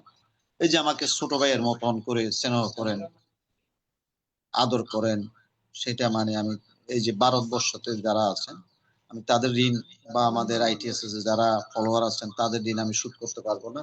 যে ITSS তাদের কাছে কৃতজ্ঞতা ও সম্মান জানাচ্ছি, এবং ডক্টর তাপস কুমার বড়ুয়াকেও আমি আবারও সম্মান ও শ্রদ্ধা জানাই। আমার মতন এখন আমি আমার অভিমত এখানে শেষ করছি। তাছাড়া আরেকটা জিনিস আমি আপনাদেরকে বলি, আগামী 22শে ডিসেম্বর থেকে আমাদের 1 জানুয়ারি পর্যন্ত আমাদের অপমান এই পাপা বেঞ্চলু সুপ্রিয় প্রজ্ঞাবতী আমার মেডিসিন সেন্টারে আমাদের ITSS এর পক্ষ থেকে ওইখানে 10 দিনের ভাবনা করা হচ্ছে। তো বাংলাদেশে যারা আছেন তাদেরকে আমি বিনীত অনুরোধ জানাবো আপনারা অংশগ্রহণ করার জন্য। তো দাদাকে ITSS এর কে একটু ওই আশীর্বাদের মাধ্যমে আমাদের অনুষ্ঠানটা সমাপ্তি ঘোষণা করার জন্য বিনীত অনুরোধ জানাচ্ছি আমাদের ডক্টর শ্রদ্ধেয় তাপস কুমার বড়ুয়া মহোদয়কে। নমস্কার দাদা। নমস্কার, ধন্যবাদ। ধন্যবাদ। যাক, মানে ITS যে এই যে কাজটা গত 4 বছর ধরে নিষ্ঠার সঙ্গে চালিয়ে যাচ্ছে, এটা মিলন বাবু এবং তার সঙ্গী যারা আছেন তাদের অক্লান্ত পরিশ্রম এবং একান্ত ডিভোশন ছাড়া হতো না। তাই এটা একটা বিরাট জিনিস, এটা করে যাচ্ছেন ওরা, নীরব সঙ্গে কাজ করে যাচ্ছেন। আমরা চাই এটা আরো এগিয়ে যাক, আরো এগিয়ে যাক। এবং আগামী দিনে যে ভাবনা শিবিরের কথা একটু আগে মিলন বাবু বললেন, আপনাদের মধ্যে যাদের পক্ষে সম্ভব হবে একবার 10 দিন করে দেখুন, এবং নিজেরই ডিফারেন্স বুঝতে পারবেন। আমার বলা দরকার লাগবে না, বা যারা অলরেডি করেছেন তাদের বলার দরকার লাগবে না। আপনারা নিজেরা করে দেখলে আপনি বুঝতে পারবেন যে আপনাদের কোথা থেকে কোথায় নিয়ে চলে যায়। আমরা নিজে বুঝতে পারি না, আমাদের মনে একটা ভয় থাকে, অনেকে এই ভয় অতিক্রম করতে পারেনি। আপনারা সেরকম জানেন যে আমাদের মধ্যে কেউ এই ভয় করছেন, আমি আপোষ পারবো না। আমি বারবার বলেছি যে পারবেন না, আপনি চেষ্টা করুন না, পারবেন না পারবেন সেটা তো আপনার সময় বলে দেবে। এই মুহূর্তে থেকে আপনি যদি আগে থেকেই বলেন পারবো না, তাহলে তো পারবেনই না, কারণ আপনি নিজেই আপনার বাধা তৈরি করছেন না। কারণ যারা এখনো পর্যন্ত সুযোগ পাননি, অথচ যাদের সুযোগ আছে, আমি চাই, আমার আন্তরিক ইচ্ছে অনুরোধ যে আপনারা এই সুযোগটাকে কাজে লাগিয়ে জীবনটাকে সুন্দর করার চেষ্টা করুন। কারণ আগামী দিনে তখনই সুন্দর হবে যখন আমরা আজকের দিনটা সুন্দর হবে। এবং আমার আজকের দিনটা আমরা কি করে সুন্দর করবো সেটা আপনি যদি প্রতি মুহূর্তে তাৎক্ষণিকভাবে নিজেকে দেখেন এবং সেই অনুযায়ী যদি কাজ করেন, তাহলে আপনি বুঝতেই পারবেন যে জীবনটা কত সুন্দর, জীবনটা কত ভালো। দুঃখ তো আছেই, দুঃখ ছাড়া মানুষ না কেনা, কিন্তু এই দুঃখকে অতিক্রম করে কিভাবে মানুষ সুখের পথে যেতে পারে, সুখ গ্রহণ করতে পারে, সুখ লাভ করতে পারে, সেটা আমাদের একমাত্র বিদর্শন ভাবনার দ্বারা মহাসতী পাঠ্যান সূত্রের মধ্যে যা বিস্তারিত ভাবে বলা আছে, সেটাই আপনারা একবার করে দেখুন। আমার বিশ্বাস আপনারা আমার সঙ্গে একমত হবেন। এবং পরিশেষে আপনাদের সকলকে যারা আজকে এখানে উপস্থিত হয়েছেন, আমাকে এই সুযোগ দেওয়ার জন্য, কিছু বলার জন্য, আমি সবসময় বলতে ইচ্ছুক, কিন্তু ব্যাপারটা অনেক কাজ থাকে তো, যার ফলে বলতে পারি না। আমি ওখানে অনেক যে একদিন শিবির করার আছে, আমাদের প্ল্যান আছে, যেটা আমরা এখানে চালিয়ে যাচ্ছি নিষ্ঠার সঙ্গে। আগামী 21 তারিখ আমাদের আছে। তাই আমি চেষ্টা করবো তার মধ্যে আপনাদের সঙ্গে সংযুক্ত হয়ে আপনাদের সঙ্গে থেকে নিজেকে সমৃদ্ধ করা। এবং এই বলে পূজনীয় ভিক্ষু সংঘকে আমার সশ্রদ্ধ বন্দনা জানিয়ে, এবং আজকে এখানে এখনো পর্যন্ত যারা আছেন শেষ পর্যন্ত, তাদের সকলকে আমার মৈত্রীপূর্ণ শুভেচ্ছা জানিয়ে আপনাদের সকলের দীর্ঘ মঙ্গলময় জীবন কামনা করে আমার বক্তব্য শেষ করছি। আপনারা সবাই ভালো থাকুন, সুস্থ থাকুন। সাধু সাধু সাধু সাধু সাধু। সাধু সাধু সাধু। সাধু সাধু সাধু। দাদা নমস্কার, আবার আসবেন। শুভরাত্রি হ্যাঁ, দাদা। আমি তো আবার এসেই আসবেন আছি। দাদা। আসুন আসুন, বাংলাদেশে সে কথা বলে। হ্যাঁ, অনেক কবে আসবেন? দাদা নমস্কার। নমস্কার নমস্কার। এই যে আরেকটা বক্তা দিল্লি থেকে চলে আসছেন। দাদা জানেন তো। হ্যাঁ হ্যাঁ, বলে দিছি দিদি আমি।